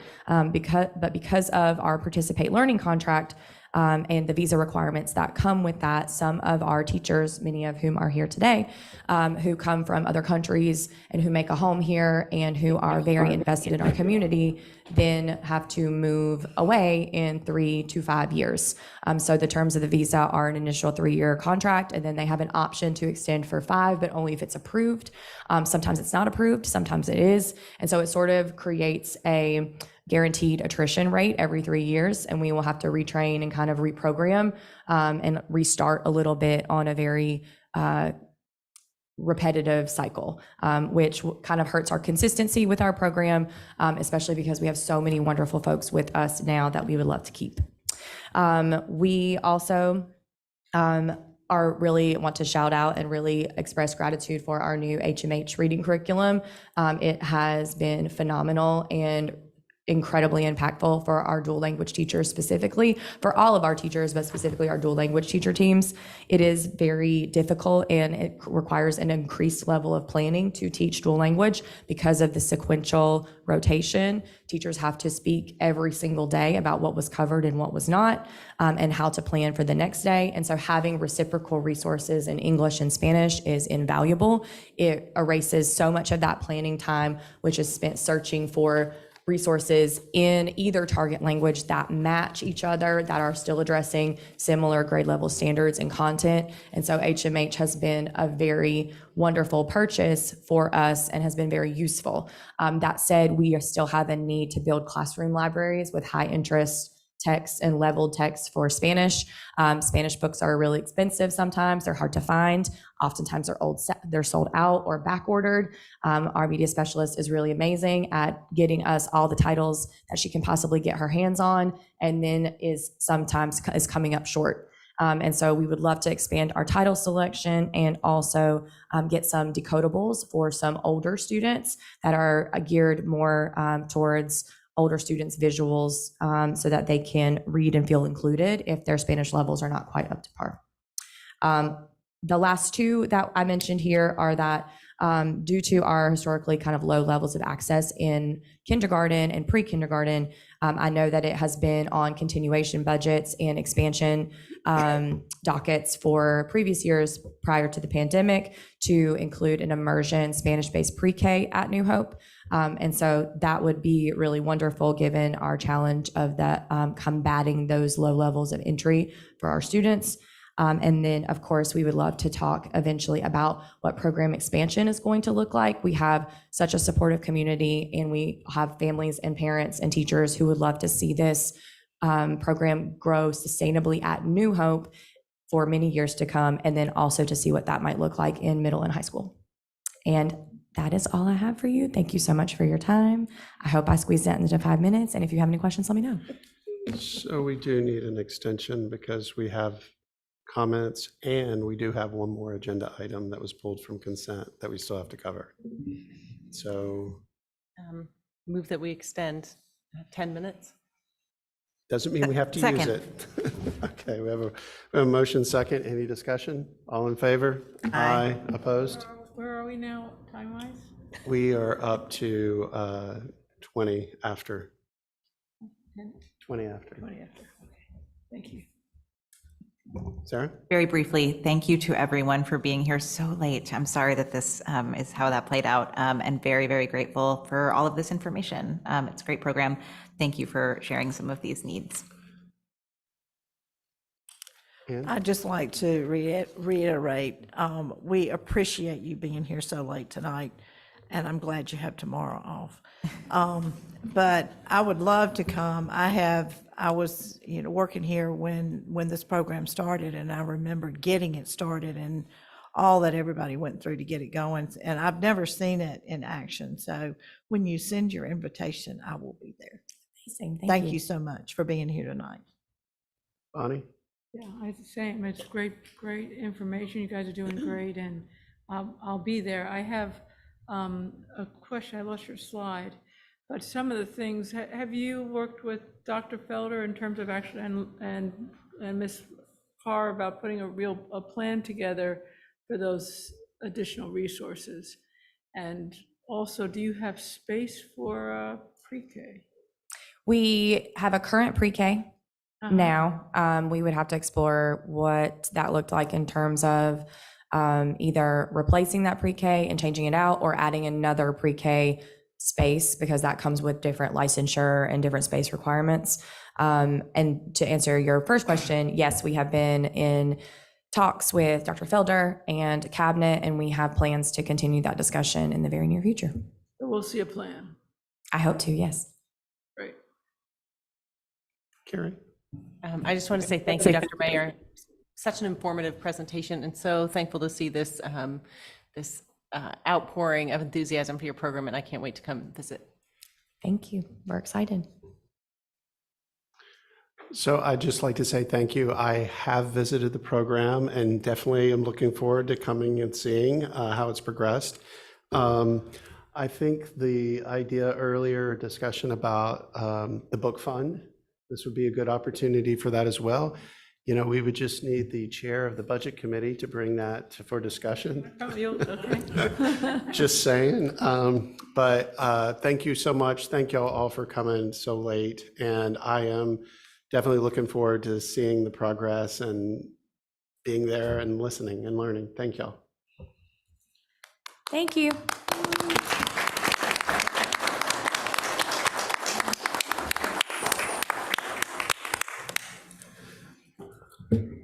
All right.